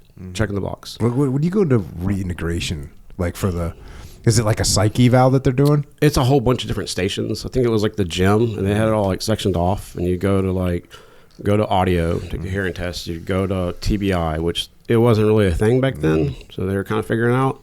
You just go to general med, and you all the different states, whatever they were. I can't remember what they were, but you walked around this checklist. And you had to get it signed off. So the quicker you get done with that, the quicker you can get back to the 3-foot beer bong. Yep. 3-story. 3-story. Yeah. They were on the 3-story. They had a garden hose. A garden hose. Oh, man. And dudes are going downtown. I don't know why they didn't lock us down on the base, but dudes going downtown. Baumholder's a tiny community. Like, when we left, the community fell apart because there was no income. So when we got back, dudes were just wild. I don't know if the Germans were ready for that or not, but getting in fights, just trashing stuff. I mean, and how are you doing at this point? I mean, I was at home at the time with my wife, so I mean, are you sleeping all right? I don't remember. I know I was drinking a lot, just getting after the German beer. Yeah, it's just that was all a daze. I mean, it was just waiting to go home because everybody went home. I think it wasn't even 2 weeks before we all got like block leave. So everybody's just trying to get through the process and get home. And then where'd you go and leave? I went back home to Gwinnett County, Georgia, Snellville area. And then I went up to my family's house in Hiawassee, North Georgia. And we just, we tried to cover everything, tried to see everybody at the same time, which cramming it all in, I don't know if that was the best idea, but you got to see everybody. One, we've been in Germany for so long and coming home and just got out of war and got to see everybody, so it was nonstop, going everywhere, doing everything. I think that was kind of a good thing because it kept me distracted. I guess. Yeah, I imagine it could be good in that way. Yeah, and how it's interesting because you did that first deployment where it was relatively mellow. Yeah. And, you got this big hero's welcome and everything. And now you come back from this deployment where it was anything but mellow. But my family didn't know any of that. Yep. They didn't know anything that we went through. And didn't tell them. So it's kind of faking the funk as you go through and just kind of acting like everything's fine and smile on your face and carry on. Yeah, pretty much. What was your next assignment? So we came back, and then a huge chunk of our company was all getting orders to leave at the same time. And weren't you going to go be a drill sergeant or something back? First I was going to go to 3rd ID in Savannah, Fort Stewart. Oh, okay. So we were looking forward to that. One part of the leave was I knocked my ex-wife up at the time, so we were pregnant, so we were going back to the States, and we were going to have a baby. Looking forward to that, which we did actually try for. So we decided we wanted to wait till we got back to the States. So we did that. The night we left was a little rough on her. All the guys at the hotel together got trash and stuff. I don't know how I made it back, but so I was supposed to go to Fort Stewart, Georgia, and so it was going to be like getting stationed by your home. Yeah, or at least. And that's where she was from as well. Yeah. Okay. Yeah. So we would be like 3 hours from home. Yeah, which is a hell of a lot closer than Germany. Yeah. So, but 2 or 3 days before we were supposed to fly. Like, our household goods are gone. We got nothing. Like, we back to the Army furniture where we started. 3 days before, like, I'm checking my meal purse, my Army email and stuff, and my orders got changed to Fort Hood, Texas. We're standing up a new light infantry unit, first ID, 2-2 infantry. I was like, oh, that's a kick in the nuts right there. So I guess we're going to Texas. So our household goods were on a boat already, like on the way to Georgia, and we had to get to Texas. And I decided we're not going to live on post, we're going to live off post. So I had to rent a house. It was my first time doing that. Mm-hmm. We did have furniture and all that stuff at that time. So didn't have to get the Army issues. No, I had grandfather clock and all the stuff, and we got set up in Texas. And my oldest son was born in October. That was crazy. It was literally a brand new unit. They disbanded 2-2 infantry and then restarted it at Fort Hood. And I was one of the first NCOs to get there. So out of all of us that left, they just spread us across a new battalion. So I was like the only NCO in Charlie Company, 2-2 infantry for like 3 or 4 months. Mm-hmm. When I got brand new privates, like out of base training. I was like, I don't know what to do with y'all. Like, really, nobody's telling me what to do. I don't know what to do. So we just did PT. We'd hang around for a little bit and do some training and send them home. And finally, we got a first sergeant. He was like, appreciate you holding it down. Here's what's going on. Then, the units started filling up and stuff. Right. And they're like, we're going to Afghanistan in 11 months. I was like, Jesus Christ, I can't catch a break. And then, damn. Yeah. I was like, Afghanistan, that's a different ballgame. So about 3 months before we were supposed to go to Afghanistan, I came down on drill sergeant orders. Mm-hmm. So you did like a workup with these guys, though? Oh, yeah. These are your bros. Did everything. Yeah. I had my own squad. I was a platoon leader platoon sergeant for a little while. I had a whole platoon. We were ready to go to Afghanistan. How'd you like being in those leadership positions? I loved it. Mm-hmm. I mean, I liked it. And are you at this point thinking you're going to be in the Army for 20 years, 30 years, whatever? Yeah, that was this is your deal. Actually, I just done the in-depth re-enlistment. What's that? Where you just the rest of my time.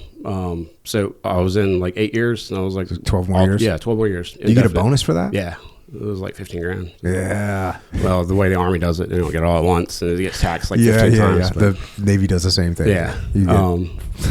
It looks good on paper. Yeah, right. Sounds good when you sign it too. Yeah, because if you think, the way the Navy did it was you'd get half of it now, but then the rest of it would be divided over the rest of your time. So you probably got like time. five. Yeah, and it got taxed. So you probably got like $4,000 in your pocket. I know some of my SF buddies would have they would get deployed to a combat zone just so they would get it all tax free. Yeah, it must be nice, but like I was prepared to go mentally. One, I had a son at the time, so I was mentally preparing myself to go to Afghanistan. And then I came out on drill sergeant orders, and I was relieved. I was embarrassed. And then I was like, I was torn. Mm-hmm. So how do you get selected for drill sergeant? It's the top 1% of your MOS.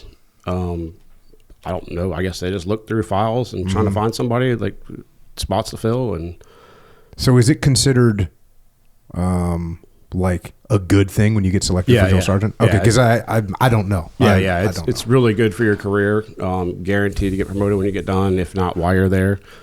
And so I was looking at that aspect. Like I just re-enlisted in def, going on the trail to be a drill sergeant. Do that, and I don't have to deploy. Mm-hmm. So I was like, I'll be safe for at least 2 years. God.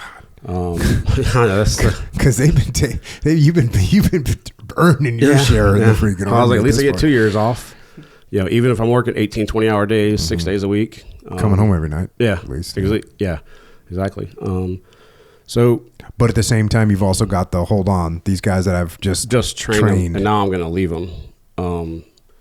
And my worst fears actually happened. They were in Afghanistan. I just graduated drill sergeant school. I was on the 50 cal range, yelling at some privates, and I get a call from my ex-wife saying that my squad got hit. 2 of my soldiers got killed from a suicide bomber. The lady that just walked up to him in the market, and the squad leader that replaced me got blown up and lost his arm. And we were best friends, so I was like, that was rough. one of my favorite soldiers, really good friends, Josh Rath, he was killed. And then another really good soldier of mine, Keith Essery, got killed. Like the two closest ones to me are the ones that got killed. My middle name son's named after Josh for that reason. But that really messed me up, I think, like survivor's guilt, I guess, because like, I couldn't be there for him. I should have been there for him, but at the same time, we got a family now, so it should be a home with a family. So it was kind of hard to weigh all that. And I think that's when stuff started piling up. So what does it look like or feel like when quote stuff starts piling up? Like what's happening in your life as you're dealing with the survivor's guilt and all the combat that you've been through, losing guys? When you say that things are piling up and it starts to take its toll on you, what does that look like? If I wasn't a drill sergeant and didn't have that distraction, it would have been a lot worse than it was. But short temper, easily angered, drinking a lot. I go to the doctor I had bad headaches, like debilitating headaches. My back was jacked up. I go to the doctor and they would give me 120 Percocet for a month. They would give me hydrocodone at the same time. Like I had a bag and I'm still a drill sergeant. Like I'm still walking around going on 8, 9, 10 mile road marches and just eating pills and drinking in the evening when I get off and just, didn't really have a relationship with my family. Luckily I was able to turn off the drill sergeant when I got home. Mm-hmm. So I had it's weird. I had this tree outside my house and I would rub the tree and I would turn off the drill sergeant, take off my hat so I could go in the house. I could be a normal person, My son at the time was 3, whatever. So interact with him and that was my piece. But it was just getting bad. And I was constantly going to appointments and I go to the TBI clinic and they're like, I couldn't remember shit. I started messing up at work, forgetting stuff, and with TBI clinic and they're like, it ain't gonna work. Like I'd get MRIs and there'd be like a mass. They didn't know what it was. They'd look at it. Well, that's reassuring. When they look at your brain and go, there's some shit in there we don't even know what it is. But then you go back for the next appointment, it's a different doctor. And you have to re-explain everything. They have to look at everything else again. And nobody can give you a solid answer. So eventually they're just like, I feel like they just said, we're tired of dealing with you. So they offered me a medical retirement. They didn't offer me. They told me. I asked to reclass, change my license. Give me a desk job. Give me something else. And they're like, no, you're out. So say 18 months as a drill sergeant, I planned to stay in the Army, so I didn't have a career lined up. Mm-hmm. And all of a sudden, they're like, you're out. And they started this new program where they were getting dudes out in 90 days. Damn. So 90 days, I was out of the Army. And they told me, your VA benefit, you're going to get VA benefits, you're going to get retirement, all this stuff. And I was like, all right, well, that's not so bad. Mm-hmm. Go work at Walmart as a career or something like that. And that did not happen at all. I got out and nothing. They said I didn't have any money. I didn't have a job. My first job was working from AT&T for a call center. It was a program for veterans they did, which I didn't know at the time, but if you call AT&T about your bill or something, you're talking to a disabled veteran. So people would be like, thank you for your service. And I'm like, what the hell are you talking about? How do you know that? But it was working from home. And it was from 7 to the graveyard shift, which was terrible. Couldn't spend time with my family. Couldn't do anything. And I was like, that ain't gonna work. Oh. He's streaming. You got a little interjection there from Caliber the dog. He's laying down me in a good mood. Is he all good? Yeah, he's dreaming. He's that's cool. Dreams, which means he's relaxed. So that's good. So how long did you stay at AT&T for? Oh, 6 months. The trainer was like, this might not be the best job for you. I was like, really? That's a shocker. He was like, you want to be a trainer? And I was like, we can give it a shot. He was like, and then a manager called me. He was like, this is not going to work. And I was like, okay. I went to some other program. I can't remember who it was, but this dude really helped me out. He had me take these assessments and they gauge your stuff and help me write a resume. Damn. I can't remember his name right now. It'll come to me in about 20 minutes. Mm-hmm. a Greek name. So he helped you put a resume together and he was a veteran. Said these are some jobs that you'd be good at. Yeah, he ran security for the Georgia Lottery. Okay. I was like, that sounds kind of cool. I got toured the facility and stuff. And also, by the way, we just came back from Texas, so we didn't have anywhere to live. Like I was in Phoenix. Well, I mean, we were in Phoenix City, Alabama already, so we were staying there. I was like, whatever. I was still into guns, and I was like, I want a suppressor. Like, how do you get a suppressor?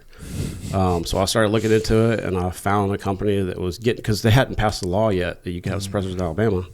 So I found a dude that was getting ready. He was like, we're going to be selling suppressors soon. And it turned out he was the ex-sergeant major for 375 Ranger Battalion. And he was running a shop in his backyard.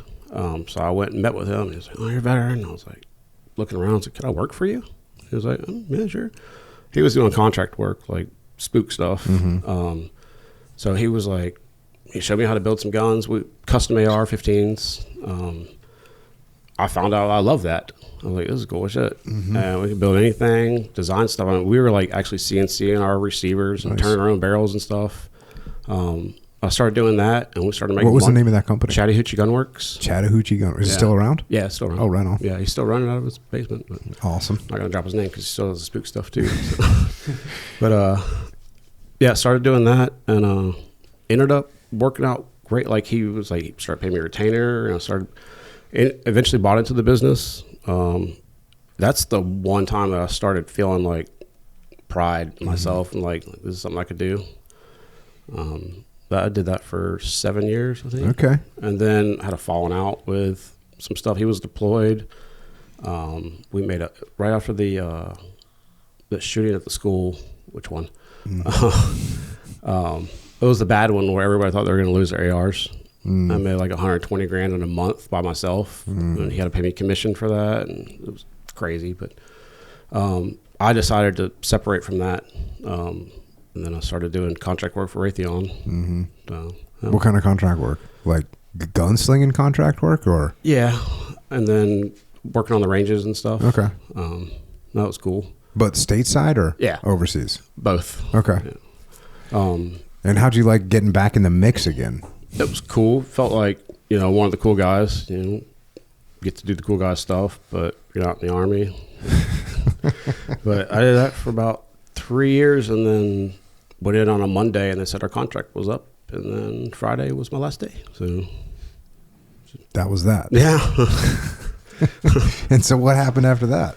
What was the next move? I had a resume on Indeed, and a former Black Hawk colonel found it and contacted me. He owned a budget blinds franchise. He was like, "You want homework?" What kind of budget blinds? Budget blinds, like it's a franchise, like window coverings. Yeah, okay, cool. Blinds, shutter. I was like, blinds? What? I don't know anything about that. He was like, "I'll teach you." I was like, "All right, cool."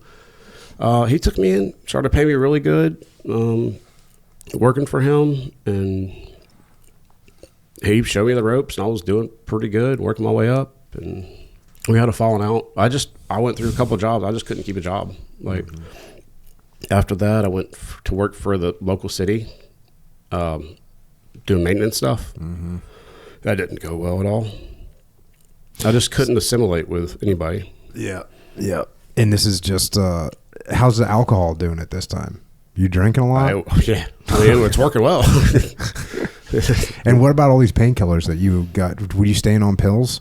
Yeah, not as much because they started regulating them stuff. I had to go like a pain management center and all that, but I definitely cut down from what the Army was giving me. But you made it up for that with alcohol? Yeah. And I got back to smoking weed again because I could. And it just started stacking up, and I never really got any kind of treatment for it. After like my second or third job, I was like, maybe I'm the problem. And we, at this point, yeah, it takes a little while to admit that. At this point, we had already had like 3 suicides, just from our unit alone. I was like, this is not like like dudes going to jail for 20 years for beating somebody up in a bar and putting them in a coma. Like, I saw the writing on the wall, and I saw where I was at, and at this point I had 2 kids, and I was like, this is not gonna end well if I keep on this path. So I made the conscious decision to start looking into stuff. I went to a few programs, few for PTSD and stuff. I went to Chad Robichaud, you know him? Yep. We went to his Mighty Oaks Foundation. Yep. That was huge for me. That was a big thing. Awesome. But I was on my path to like get better, but it wasn't the same at home. Like at the time, my ex was into some other stuff and not being there to support me, I guess is the best way to say it. So it was a struggle. Like I was fighting my own demons and then fighting stuff at home, trying to keep our marriage alive, trying to make myself better so I could be a better dad and a husband and all that stuff. And I wasn't getting the same, on the other end. So went through a little bit more. I think finally, that's about the time the reunion kicked off. So we had. And what sparked the idea? Because that was your idea, the reunion? Yeah, me and one other soldier, but he kind of bailed on me for a couple of months. But he'll probably hear this more. So we had one of our soldiers ended up taking his own life for reasons, whatever. Is this before the reunion or after? Yeah, this is what caused the reunion. Okay, so this is what caused it. Yeah, this is like our 9 years after Ramadi, probably. And we were just talking, I just bullshit with some guys every now and then through text message, FaceTime, whatever. And like, nobody's seen each other in a long time. Guys are falling apart. They're drifting away, And are you looking at the whole kind of where everyone's at? Yeah. And saying like, bro, we need to get together. Yeah, that's exactly what it was. Got it. That's when Facebook lets you do stuff like that. So I was like, well, we need a reunion because we were coming up on, it was 2016. Well, it was 2015 at the time, but it was like, we're coming up on 10 years. Like, well, let's have a reunion. So we got the idea and I just started plugging away. I had no idea what I was doing, but just started outsourcing stuff. One, I just put a census out, see who was interested. Everybody was like, yes, let's meet up, let's get together. I started, I got a friend from back home that has a laser engraving shop, so we came up with some merch, some cool logos and stuff. Started selling that. People were getting excited about that. We had like GoFundMe account. Started getting some money. We got money from private people, Cindy Brown. A lot of people like helped us out. And it started coming together. We did it in Helen, Georgia, right outside of my hometown. And I think we had about 40 or 50 dudes show up. Nice. And which is a pretty big deal at the time because people come from all over the country. Is that like a third? How many people were in the company total? 150, 200? 120. 120? Yeah. But, based after everything else, like losses and stuff like that, it was a decent turnout. Everything was paid for. We had money to like pay for dudes. I actually had money that I set aside for bail funds. Like that's some good planning. Yeah, that's some NCO planning right there, boy. We took over all of Helen, Georgia, and we had a great time. But to me, like reconnecting with my guys, like that was therapy. I didn't realize, but I was like, that was therapy. And a lot of guys felt the same way when we got done. But at the reunion, one of my soldiers showed up that on Facebook, he's got all the signs and symptoms of what I had, but a lot worse. He showed up to the reunion and he had a service dog. And he was a different person. Like he was not the same person. He wasn't the guy that was, borderline suicidal or anything like that. I was like, what the fuck? And he was like, it's a dog, man. It's a dog. I was like, what? And he told me about Canines for Warriors. And I was like, immediately came on from there and applied, did the application. Did you have dogs growing up? Yeah, I've always had a dog. I mean, did you have a dog at the time? Like a non-service dog? Yeah, I had a shepherd, a German shepherd. I even had dogs in Ramadi. We'd have puppies that we'd find, and they would follow us out on patrols. And so I've always had a dog in my life. So what's the difference between so you had a dog, so when you went to the reunion, you already had a dog? Yeah. But it wasn't a service dog? No, it was just really smart German shepherd. Just a smart. But that German shepherd wasn't connected to the same way as this guy you saw with his service dog? No. It was just a dog. He was my best friend. He was a good dog and he did all kinds of cool stuff, but it was just a dog. I didn't look at it that way. And then I saw him with his dog and I was like, you can do that? Like, you can take him everywhere? Like, you can take him to the grocery store, you can take him to Walmart, like everywhere. And I was like, yeah, man. And, the way he was trained was just 100% professional. And I did the application process for Canines. This is before COVID. Like, it was right when I put my application in, which perfect luck. So the application process super long, pretty in depth. And as I was hearing about that, I was looking at the website yesterday too for the Canines for Warriors. So they're trying to figure out kind of like your personality through that application, so they can figure out what kind of dog you need. That's exactly what they do. They match your dog to you before you even get there.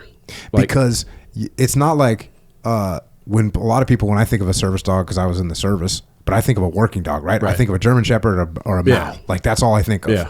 And so I think that's just what, like they're going to give you that dog. But then when I looked at the Canine for Warriors website, they give people all kinds of different, like there are every different type of dog, from a freaking poodle to a damn pit bull, like, and everything in between. Buddy of mine got a poodle. Make fun about that, but I don't even know if they knew I was a gunsmith, and he was named Caliber before I even got him, and I was like, this is obviously fate. Backing up the application process, so I had to wait about 14, 15 months, and it's during COVID too, so the class sizes went, from 12 to like 4. So I was, at that point, I started getting a little discouraged. I was like, well, this ain't gonna work. Now I've tried everything. I went back to Mighty Oaks again. I was like, that worked for me. So that's another thing I want to touch on. Mighty Oaks, are you familiar with the program? Yep. All right, so it's more. Actually, one of my buddies, well, not only Chad, who I'm friends with Chad, and he's been on this podcast, I think twice at this point, but another guy that runs at Lou Rivera, he was a SEAL teammate of mine from SEAL Team 3. Great dude. Yeah. Supposed to have him on the podcast at some point, but so I'm very familiar with it. I've been briefed about it. I've looked at all the literature. I've talked to Chad a bunch about it, and I've actually, they're kind of like my emergency button when I have one of my friends or one of my teammates or a veteran that reaches out that's really in a bad way. Those are the guys I call. Yeah, it's geared more towards guys in our line of work, not just like I was on no discredit to them, but it's more to like direct action kind of guys that actually need it. So when I went there for the first time, seeing dudes like, one of my mentors was a PJ, and this dude was telling me crazy stories. And I'm like, if you can get help, there's no excuse for me not getting help. Seeing dudes like, SEALs and PJs and SF guys like there to get help like that, maybe you do need to like reach out and get some help.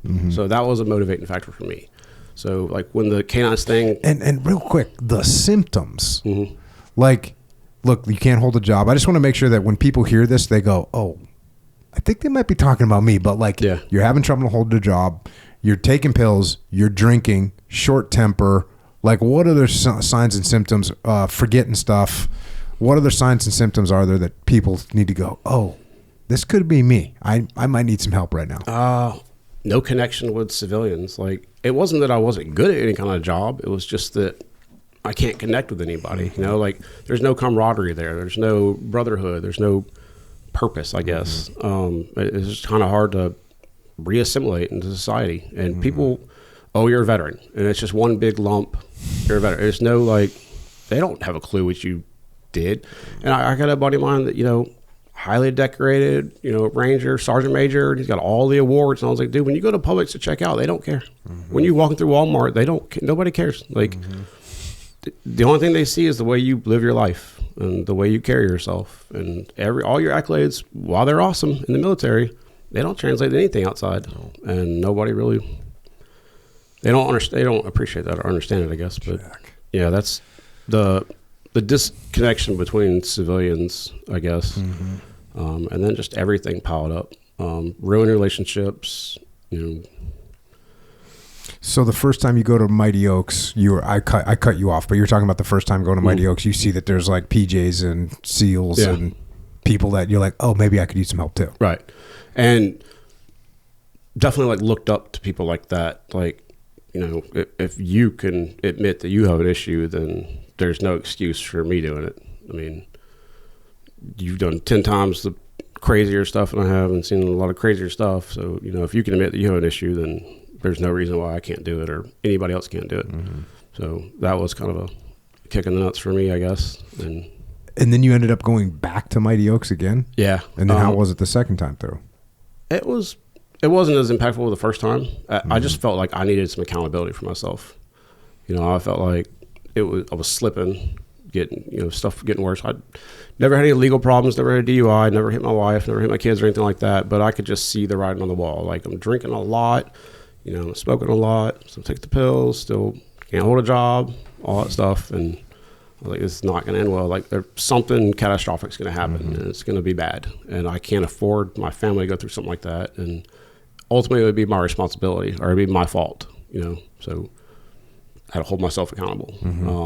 Mighty Oaks is a faith-based program, which in the beginning, they didn't really lead onto that, but now it's geared more towards that. So, I encouraged my ex-wife, go to church and do this stuff and start a routine, the structure, like we used to have. That's another thing, not having the structure in your life and getting out. I mean, first thing I did was not shave. Like, I got 2 kids that have never seen me without a beard. Just, having that freedom where I can just do what I want now. Can't tell me what to do. But that also is a problem too, because if you don't have that kind of structure in your life, that's how you get in trouble. So, yeah. And then, so the application process, you're waiting for a dog. You don't get a dog. It's taking too much time. It's during COVID, so it just keeps getting stretched out. And that's when, so you go back to Mighty Oaks. Yeah. Now you're done with Mighty Oaks. And I was on a standby list because I was retired at the time and I wasn't working anymore. So I was the guy that if there was a spot open at the last minute, they could call. And damn, they did. April of 2020, they called me and they're like, we got a spot open, graduating class in May. And I was like, I got it. How long is the class? It's 3 weeks. Okay. And you live there. And the class is for you to learn how to use the dog because the dog is already trained. The $40,000, I think, is what they spend to train these dogs. And like you said, as far as matching the personality of the dog, they did that to the T. I mean, I can't tell you. It's crazy. The way Caliber is like me, we do the same thing. And he adapts to my schedule, and he's amazing. But so ended up going like 2 weeks before. I would go to Walmart and shop at 3 o'clock in the morning because I didn't want to be around people. I didn't leave my house. And I just didn't want to go out. I didn't want to have to deal with that. Really reclusive. I didn't really have many friends. All my friends were in the military. They're either other side of the country or still active duty. So I didn't interact with anybody. And then I was like, I'm going to have a dog. It'll bring even more attention to me. That's what I don't want. So I almost backed out. Like, I was like, but then I was like, I need this. This is, I wouldn't say it's a last shot, but it's like, you went through this much effort for application process and waiting all this time. Like, just do it. And I went there, and dude, when I tell you it's a family, like, they welcome you like a family. One, the facility is amazing. 2, they have like house moms, like people from the community that volunteer, cook dinner. Like, somebody from the community drops off a meal every single night. The living conditions are awesome. And it was during COVID, so we had like our own apartment to ourselves, which is kind of a funny story about Caliber and sleeping in our bed together. But just the way they take you in, like they had changed up the process a little bit. So we got there early Friday morning. We did all the paperwork, whatever paperwork was left. It seemed like it never ended. But and the next day we wake up and we get our dogs. It's dog day, which is a huge thing. And from that moment on, we haven't been separated. And that was May 2020. But like the anxiety building up to that, like they keep you all separated, and one guy would go out to the kennel and get his dog and walk back. And I'm like, damn, that's a cool dog. And one guy would walk back with a poodle and be like, no, I don't want a poodle. But so I remember they walked me back. I was super nervous. I'm nervous to get a dog. I don't understand that. But walked back there, and I saw him, and his favorite toy is a chicken, which we still have to this day. And he immediately ran up to me and sat down, and just, floppy ears and golden brown eyes, and just instant connection. Mm-hmm. And they were like, his name's Caliber. And I was like, what? Like, did y'all change it or something? Yeah, his name's Caliber. We've been named that for 2 years already. And all their dogs are rescues too. So he was a rescue. He was in doggy jail for a while when he was first born. And then you just go through the training and learn how to use your dog and learn the rules and, what you can do, what people can't do to you and stuff like that. And just what's some of the things that you really rely on Caliber for? So he, for one, like, he can identify my anxiety before I can identify it. He does this thing, which ironically hadn't done it this time, because I thought I was going to be nervous coming in here, but I'm not really nervous. But if we're like in a waiting room somewhere and I'm going to an appointment or I'm getting stressed out, he'll come and he'll jump in my lap and he'll just like make me focus my attention on him. So it distracts me from, what I was anxious about. One thing which he wasn't trained to do, but I had a stroke like 4 or 5 years ago. I was sitting in the living room and he came up to me and like a different way approached me and jumped in my lap and started like pawing at my chest. And next thing I know, like I'm starting to get paralyzed and left side of my face and stuff. He legit saved my life because I was able to, mumble to my son to call 911 and stuff. But he, dude, he's always there. Like he doesn't judge me too much. He's spoiled, so if he doesn't get everything he needs, but he's just always there for you. He distracts from anxiety. One of the biggest rewards for having him is interacting with people. Like I interact with people now. Like we go out on almost a daily basis. If I don't go out, he'll start getting like kind of antsy. Be like, Dad, we can go somewhere. Even if we just go to the gas station, whatever.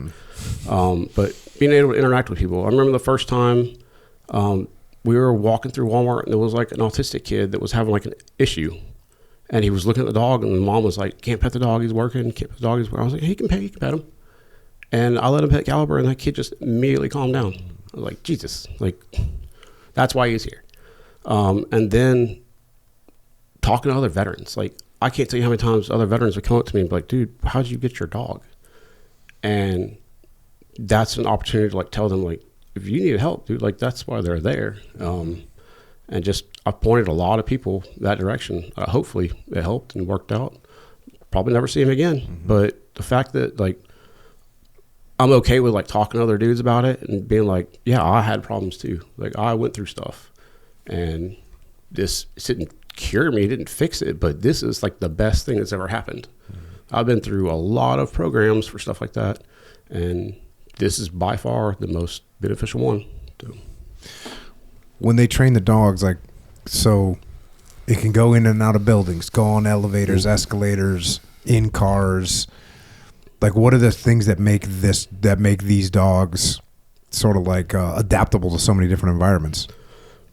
Just the skill from their trainers. Like I think it's like 1.5 years that they train these dogs. I'll be wrong. So they do like straight obedience too? Oh, it's more than obedience. Like now Canines program is advanced so much where they actually have like airplane seats that you can like, you practice going to the airport, you practice going through checkpoint security, you practice like everything. I mean, they're always changing, always adapting. And yeah, there's nowhere you can't take them. Well, gosh, I haven't legally, like, can't take them back to the kitchen or restaurant, but I've had, my middle son had to have an emergency appendectomy a couple of months back, and Caliber immediately knew and climbed up in bed with him. It was comforting my middle son, because he was scared. He was about to have surgery. He's done that for my wife when she's having an anxious moment. Like, he just picks up on it, and he comforts people in a way that, I guess, I don't know if they didn't see coming or whatever, but he's there. Like, I don't know how to explain it. It's kind of hard, but no, that's awesome. And so it's obviously had a positive impact on you. Yeah. I mean, because you're married again now, right? Yep. How long have you been married for? It'll be 1 month tomorrow. Oh, okay. Yeah. Good job, Caliber. Yeah. Got it done. And you're an ambassador right now for Canines for Warriors, right? Yeah. And so how big is Canines for Warriors? How many dogs are they doing a year? Oh, just crossed 1,000 dogs overall for the whole program. I want to say like 6 months ago. I think they're up to like 1,200 now. They have more than I think they have 3 campuses now. They have. Yeah, I saw the campuses on the website. They're like really nice. Yeah. They also have the Mega Kennel, which is the largest kennel in the world. I think. Don't quote me, but I'm pretty sure it's the largest kennel in the world. So they rescue dogs, from kill shelters. But, that's their main thing. They rescue dogs. Their thing is a new leash on life. So they're saving a dog and a veteran. And that's how he was. He was in doggy jail for a while. So. And he got saved by Canines, and the rest is history. And that's, I think it's, let me just check my notes here because I've got it written down on the Canine for Warriors. Canineforwarriors.org is what it is. Yeah, canineforwarriors.org. Another big thing that helped you, obviously, because it reconnected you with your brothers from Dealer, is this reunion. And that's how you and I got reconnected, because we got this massive reunion coming, the 11 AD Ramadi reunion, January 16th and 17th, 2026. Yeah. So there's a Facebook site, there's a website. If you Google, I've Googled it. If you Google Ready First Reunion, you'll find it. And we've got already, I want to say there's like almost 1,000 people that have already responded that are planning to come. That's awesome. I mean, this is out of a brigade of 5,600 people. I mean, it's a big brigade, but that's a huge amount of people to come 20 years later. Yeah. So it's going to be a really awesome event to get to, and looking forward to seeing a bunch of people there, and hopefully we'll be more well behaved than you guys were, and we don't need to set aside funds for bail money. Although for contingency purposes we may have to do that. Well, it's on Fort Bliss, so hopefully they'll just True keep us there. But one thing we tried to work in, I don't know how it's going to work out now, but I wanted to have some of our own soldiers and sailors and airmen and Marines and stuff. If anybody needed the help to go through Canines, my goal was to have them go through Canines and graduate and have the dog presented at the reunion. Nice. But the few that we had, for medical reasons or personal reasons, whatever, didn't work out. But I think Canines will still be there for as far as advocacy, just to let other people know that it's a program that's out there. It's a program that I didn't know existed. Well, if somebody's hearing this right now too, there's time, right? Oh yeah. So if somebody's hearing this right now, reach out and we'll get you connected and make something happen, hopefully. Definitely. And that'd be epic. So that's it, man. You got a dog, you got a wife. Yeah. Pretty good scores in that order. Yeah. Tiffany sitting over in the corner, give me looks. But just like a huge progress in your life at this juncture, going through some of the worst combat, losing so many guys, and now here you are, kind of reassembled, getting it done. Does that get us up to speed then? Yeah, I think so. Right on. And so for people to find Canines for Warriors, I know you're not really big on the social media thing, but for Canine for Warriors, we got Canines, it's K, the letter K, then 9, and then an S, and then forwarriors.org. That's where it's at. And then it's on YouTube, on Instagram, and on Twitter, X, all those the same handle, same call sign, at, same thing, K9S for Warriors, Canines for Warriors. And that's where people can find this program. Again, trying to make something happen for the reunion. Maybe do a dog presentation there. That'd be freaking epic. Yeah. Very cool. But I'm sure we'll see you and Caliber at the reunion. If anyone wants to come and meet Caliber. Oh, Caliber's getting fired up. She's like, she hears me talking over here. He hears me talking. So I gotta also Mighty Oaks too. Mighty Oaks. Biggest thing is that if there's somebody out there that needs help, it's not swallow your pride and admit it and go get it before something bad happens. Don't. I think suicide is kind of a selfish thing to do, or get yourself in trouble legally. There's help out there. There's plenty of places. Try them. Yep. If one don't work, try something else, or go to the gym, go do some MMA or something. Awesome stuff, brother.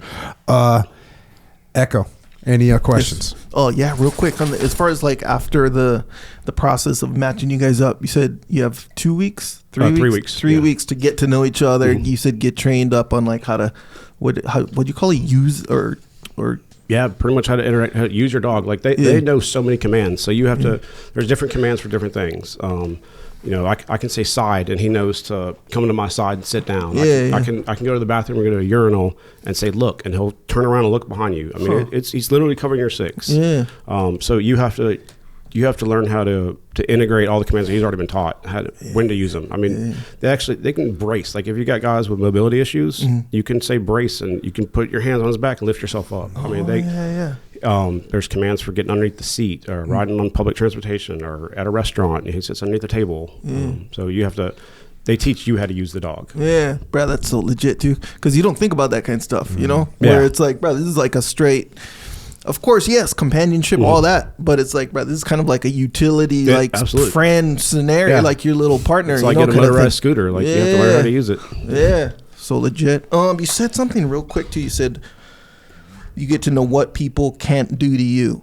Or like that, like you just said. I mean, that was your words or whatever. Yeah. Like, so you kind of you get trained together, and you kind of what does that mean? You learn like the ADA laws, like where you can take them. So like I've had a couple instances, nothing big. Go into a restaurant and either get seated in the back of the restaurant away from everybody, or treated differently. Like hotels can't charge you for a pet fee because he's not a pet; he's a service animal. Right. So there's a whole class they teach you on that, on like the laws and stuff. Americans with Disabilities Act, like it's a whole thing. Yeah. And so they just teach you how to identify that stuff, and you can't get discriminated against. He can go anywhere. Right. I got in an Uber on the way here, and the guy kind of gave me some looks, and I was like, well, we've had this issue before with Uber, and it don't work out. How often, like that, for example, how often do you run into that? I've had him for 6 years, and probably 5 times maybe. But at the same time, Canines for Warriors, they have a team of people. That's their job. They have what's called a duty phone. It's like a CQ or whatever. If y'all have that, it's a 24-hour number you call if you have an issue. Whatever, your dog's sick, or you can't get into a restaurant, or somebody discriminated against you. You call them, and they have a way to fix it. They have a lot of connection. They have a lot of pull. It's not something you're not going to make $1 million and sue McDonald's because they won't let you come in. It's more about educating everybody else and being like, look, it's like a wheelchair. Like, you can't discriminate. The VA recognizes it now as, actual therapy. Yeah. So they just teach you how to navigate stuff like that. And they're literally always there. When I say it's a family, I mean, they check up on you every month. They call you every month, make sure you and your dog are okay. I had the one I was talking about earlier that, he was going through some financial times and worried about his dog. They sent him like a couple of bags of dog food. I mean, they're not going to let you fail. Yeah. I think their success rate's probably up there with Mighty Oaks as far as 99.5%. I don't think they've ever had a suicide or anything like that after it. Another thing, when I went to Canines, before I went there, I was on 20 medications. Damn. SSRI stuff that I haven't taken since, completely off. Like Motrin and blood pressure medicine and stuff like that. I'm off all that stuff in the last 6 years, and I really feel like that's because of him and Canines Warriors. Yeah, plus you got to go out for walks. Yeah, you know what I mean? Yeah, that's a total thing too. Yeah, I'll tell you what. My dog died at Christmas, and my wife was heartbroken. I was heartbroken too, but my wife was like, immediately after, like, I don't want to get another dog. Yeah. Like I can't go through this again. And then a few days later, I came home and my dog wasn't there. The house is totally quiet. And I just said, darling, we need another dog. She says, yes, we do. And so we got, a new dog, and just awesome, you got to take that thing for a walk. You got to throw it that ball. You got to get engaged. He doesn't care. He's just wanting to have a good time and wants that belly rub and the whole 9 yards. And so those little things, and this is just from a dog. My dog. He's an awesome dog, but he's not a dog. He doesn't know the brace command. Not yet. He's about to go home and learn it though. But it's accountability for me too. Like, one, representing Canines for Warriors, and two, I have him, highly trained service dog. I have to get up. I might not want to, but this morning in the hotel, I didn't want to get up, but he did. So we're getting up because I'm not cleaning anything up, and not going to make him suffer because I'm too lazy to get up. So we got up and we walked, and as soon as we start, out the elevator door and outside, start walking, and fresh air, and you're walking, and you start feeling better, and you're like, it's because of the dog. Life's getting better already. Yeah. Awesome. Echo, you got any more questions? Good to meet you, sir. Yeah, man, you too. Ryan, any closing thoughts, bro? No, just what I emphasize on. A veteran out there that needs help, just don't be afraid to ask, and there's plenty of help out there. So awesome stuff, man. Well, thank you for joining us tonight. Really appreciate it, but more important, thanks for what you and your boys did from Team Dealer in Ramadi. I mean, it was relentless, day after day, night after night, and you guys were always there. You guys never faltered, and we will be eternally grateful for your service and the sacrifice of your boys. Appreciate it. Thanks, brother. Yeah, man. And with that, Ryan Jackson has left the building. Pretty awesome to hear his story and just what he's been through, what he's done. And I'm telling you, get the book Ramadi Declassified by Colonel Anthony Dean. We covered on the podcast, but we only covered a little bit of that book on the podcast. And the fighting was so hard. The losses were so heavy. And as you heard from Ryan, he was right in the thick of it the whole time. 8 hours in Taʻmīm and other areas. 8 hours there. 8 hours on QRF, which is getting called all the way, by the way, just to let you know. And then 8 hours to prep for your next mission and eat and sleep. It's rough. It's those are some real soldiers and some real heroes. So thanks to Ryan for coming on and just to see what Ryan went through there, and then face some struggles, and then out on the other side, man, doing awesome, making progress, or he has made so much progress, and it's a sign to me that we can all make progress, right? And look, maybe it's getting a dog. Mm-hmm. Maybe it is, man. I know my dog's a good dog. You got a dog too, right? I do. Technically speaking. Sure, technically. Right? Because you didn't select your dog, right? Correct. What kind of dog is it again? Yorkie. Okay. We've been through this before. Yes, we have. Yeah. Thank you. Does your dog like to get petted? Yeah. Do you like to pet the dog? I do now, to be honest with you, yeah. But at one time you did not? Yeah. How come? I just wasn't into it, whatever. I wasn't. Dude, your ratings are going to go down, bro. It's possible, but, put it this way, it wasn't my idea to get the dog. It was like yet another thing, and I'm like, all right, bro, it was the classic tale. Plus, here's something I'm going to reveal about you right now. Okay. That you play it off pretty well, but let's face it, you don't like things that jam up your system. You know what I'm saying? I do know what you're saying. Am I accurate? I'd say, yeah, you're accurate. Yeah, you don't like things that jam up the Echo Charles world. Yeah. Right? Yeah. Because you're going to do what you like to do what Echo Charles likes to do. I'd say that's fair. Yeah. So if something's going to jam that up, technically speaking, it's not welcomed it's right not away. It's not going to be welcomed right away. Yeah. So right. The dog you might have to feed this animal. You might have to take this animal. You might go to the bathroom in the house. Yeah. There's all kinds of jamming up that could happen. Yes. And that's where you were against in the beginning. Yes. The classic Again, one. Dude, you're going to take heavies in this. And that makes sense. The whole sense. world's going to be against you, bro. I understand. Especially after you see what Caliber did for Ryan. Oh, yeah. And you're over here just not wanting to. Keep in mind, that's different. Okay. Well, the whole classic thing where it's like, the whole family rallies and it's like... you're going to get canceled. It's possible.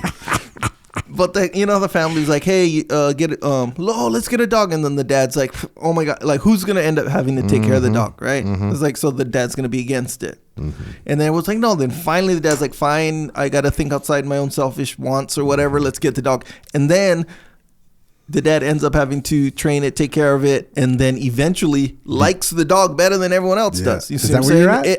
I feel that was the arc. What's your dog's name? Sure. Maya. Maya? Maya. Yep. Maya. All right. Maya. All right. Well, it could be getting a dog. Yep. That gets you moving in the right direction. Yeah. So is why I asked the questions I did, because I've seen obviously we've seen many service dogs before, but beyond seeing them and kind of little things you hear about them, you don't really know the depth of what really a service dog does and is for.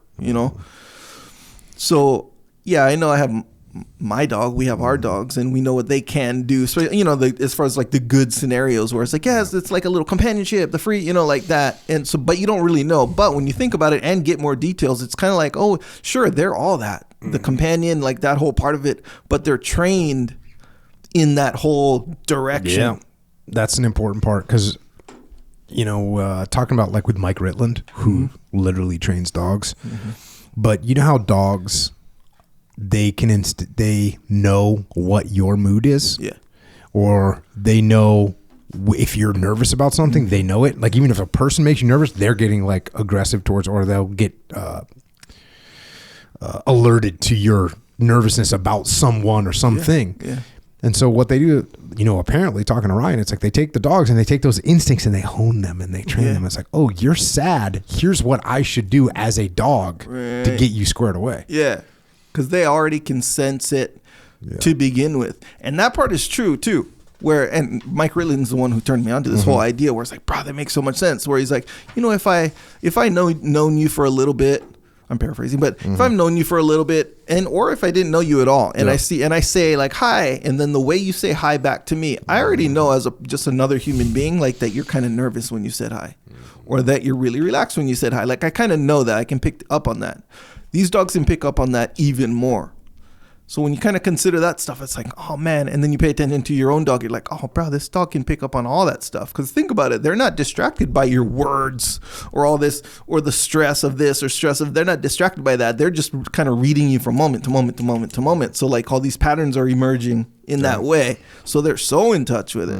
And I noticed that too about my little silly dog. It's like she just runs around like I think she's trained for sure, but she's not one of these. But sometimes I am surprised. I'm like, bro, this dog's kind of psychic in that small way.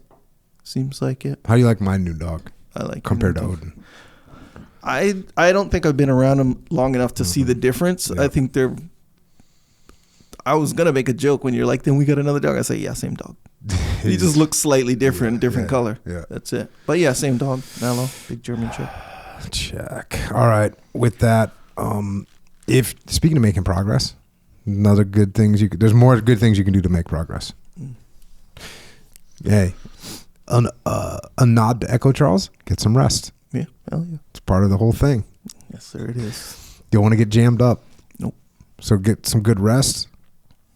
Work out, train jiu-jitsu, run, sprint, and make sure you're getting some clean fuel. Yep, it's true. Really, that's the three things. Yeah, well, I know. The three, well, I can tell you that many times.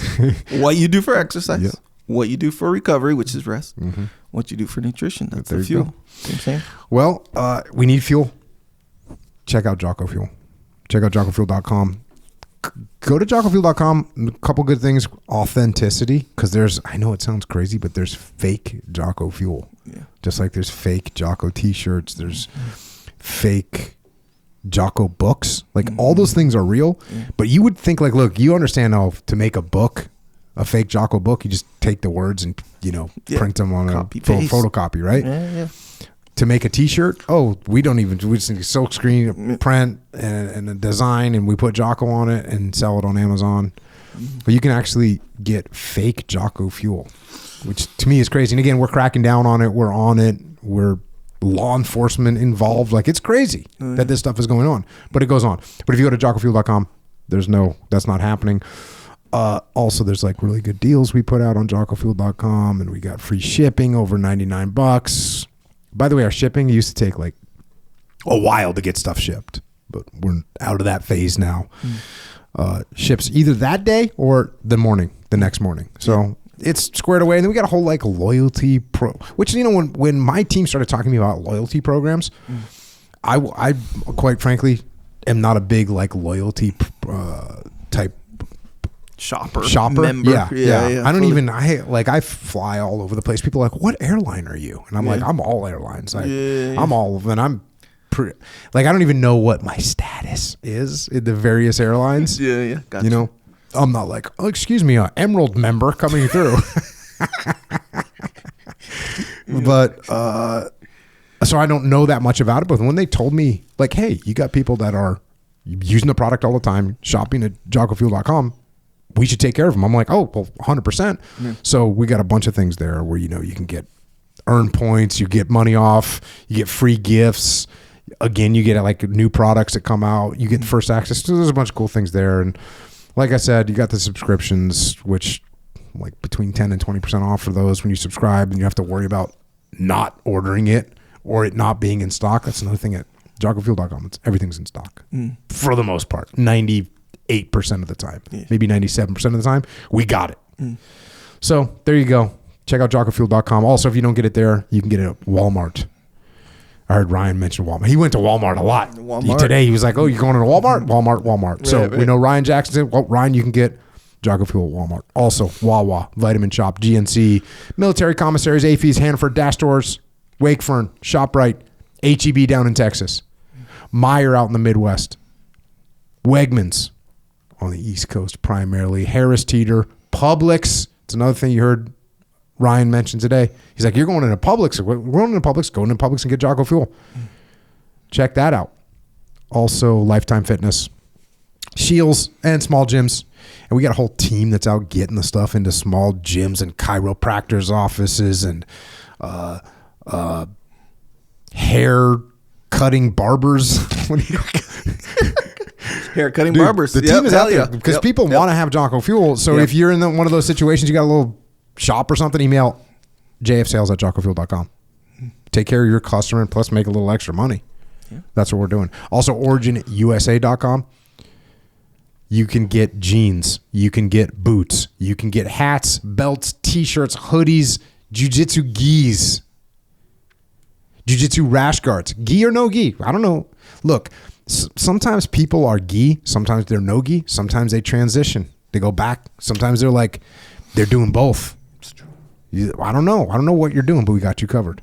Like literally covered because we got rash guards or gis. Got belts, custom belts. No, is what we're calling them. Jiu-jitsu belts and regular belts, by the way. Oh, that's right. At the origin. It's true. And by the way, all this stuff is 100% made in America, which is a big deal. And we've been making it in America. We didn't just jump on the Made in America train like 7 months ago or jump on the Made in America train when they started putting tariffs and penalizing people for supporting communism. You're getting penalized for supporting communism. Okay, cool. We're not supporting communism over here. So go to originusa.com and get some stuff that's made in America. Hunt gear, boots, whatever you need. Training gear. I was just skiing. I was just wearing Origin. All day. It's so good to go. So that's what we're doing. Originusa.com. Go get some. Speaking of having you covered, if you want to represent Discipline Equals Freedom, we got your shirts and hoodies, hats on there. Got socks on there. I know I keep saying that, but it's true. Also, speaking of subscription scenario, new design every month. It's called the Shirt Locker. Mm-hmm. Subscribe. You're wearing that one right now that's some kind of I didn't get. You didn't get. Well, I don't understand it. Like Ryan understood it immediately. Yes. What did he say was? What is it? It's a kind of a inspired by the old Nintendo Entertainment System game cartridge of the game Contra. Okay. Remember the game Contra? Yeah, because I remember you telling me about the super spreader or something. Yeah, hell yeah. So no, Super Contra has the spreader just like regular Contra. Mm-hmm. And spreader is one of the weapons you can get. Yeah. You know, these two Rambo type guys. Anyway, it's a game. For those who know, they know. Mm-hmm. So yes, if you look at the video game cartridge from the old Nintendo Entertainment System, this was like the graphic, but instead of Contra. He's killing donuts. Yeah, it's you killing Donuts, hell yeah! I like it. So that was one of the designs. I think maybe 2 years ago, something like that. Anyway, right on. So yeah, they're different kind of designs, all representing discipline equals freedom in some capacity, but they're just a little bit kind of outside the box type stuff. Mm-hmm. Anyway, people seem to like it.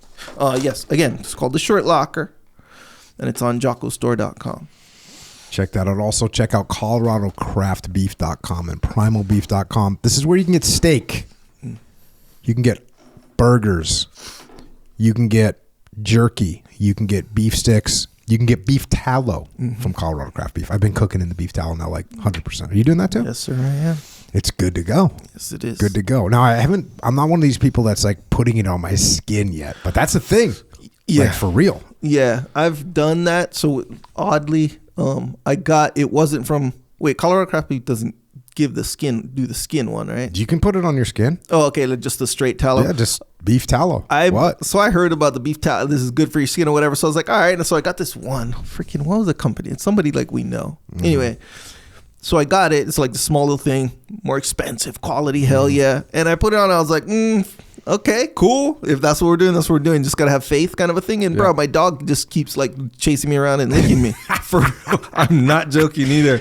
And I never put it on after that. Well, so just know, hey, I'm not saying it's bad for your skin. I'm not saying don't do it. I'm just saying, hey, man, you got the dogs. Just know what you're getting into. That's all. If you're gonna put it on your skin. Well, even if you're not gonna put it on your skin, you can cook with it. All day cooking. GTG. So check that out. PrimalBeef.com and ColoradoCraftBeef.com. Also subscribe to the podcast. Also check out JockoUnderground.com. Those are coming out every week. We're answering questions. Check out our YouTube channels. check out books. We got a few books for you. For the books I referred to today, number 1, Ramadi Declassified, which is from Colonel Anthony Dean. He was the battalion commander of the 135. A great guy, and he wrote an incredible book, so detailed, and get that book if you can. Also, I mentioned a book today called Love Nick, which is notes, emails, recordings of David Nick Crombie. Real moving book, and just shows you the kind of people that are out there serving their country and have made the sacrifice that we can never repay. So thanks for that, Nick. And then, of course, I've written a bunch of books, everything from Extreme Ownership, Dichotomy of Leadership, Leadership Strategy and Tactics, Field Manual. And then I've written a bunch of kids' books as well. Matter of fact, I sent the whole rack of kids' books to Ryan a couple months ago, and he was super stoked on them. Said the kids are digging them. So Way of the Warrior Kid 1, 2, 3, 4, and 5. Also, Mikey and the Dragons. Bunch of books out there for you. Check those out. Also, Echelon Front, we have a leadership consultancy. We solve problems through leadership. If you have problems inside your organization, they are leadership problems. And that means that leadership is the solution. So if you want to check that out or you need help, go to echelonfront.com for details. Also, we have an online training academy because leadership is skills. It's a skill that you must learn. And in order to learn it, you must be taught. So that's why we have extremeownership.com. It's an online leadership education academy. But no matter who you are, no matter what your position at work or at home, you're in a leadership position. So if you want to learn how to lead and improve every aspect of your life, go to extremeownership.com. And if you want to help service members, active and retired, you want to help their families, you want to help Gold Star families, check out Mark Lee's mom, Mama Lee. Incredible organization. You know, we through that organization are able to help so many people. And, you know, things come up all the time. I know there was just a veteran in need that reached out, and within hours, we were able to help that individual financially. So americasmightywarriors.org, incredible organization. Thank you, Mama Lee, for what you do. Also, heroesandhorses.org, taking veterans up into nature to find their souls again. Micah Fink, check out heroesandhorses.org. Also, Jimmy May's got an organization, beyondthebrotherhood.org, helping SEALs get out of the military and establish themselves, reintegrate to the world. And then, of course, you heard about it today, Canines for Warriors. You heard Ryan's story. It's an amazing organization helping out so many people. And if you want to connect with Canines for Warriors on the interwebs, it's caninesforwarriors.org. And then they have a YouTube, an Instagram, a Twitter X, and a Facebook, and that is at Canines for Warriors. And if you want to check us out, you can go to jocko.com. You can also check us out on social media at Jocko Willink and then at Echo Charles. And just be careful, because when you're on there, there's going to be people that are going to try and destroy your life 1 millisecond at a time, one swipe at a time. Mm-hmm. Don't fall for it. Thanks once again to Ryan Jackson for joining us. And thanks to you and your brothers for everything you did for us in Ramadi, for the Army, and for America. Thank you, brother. And thanks to all our servicemen and women with a reverent salute tonight to Team Dealer, Bravo Company, 26 Infantry. It's an honor to serve alongside you guys. Thank you for your service and your sacrifice. Also, thanks to our police, law enforcement, firefighters, paramedics, EMTs, dispatchers, correctional officers, Border Patrol, Secret Service, as well as all other first responders. Thank you for your service and sacrifice here at home to keep us safe. And everyone else out there, look, man, the path is hard. Life is hard. And sometimes things don't go well. And sometimes things get dark. And when that happens, remember the services and the sacrifices that have been made.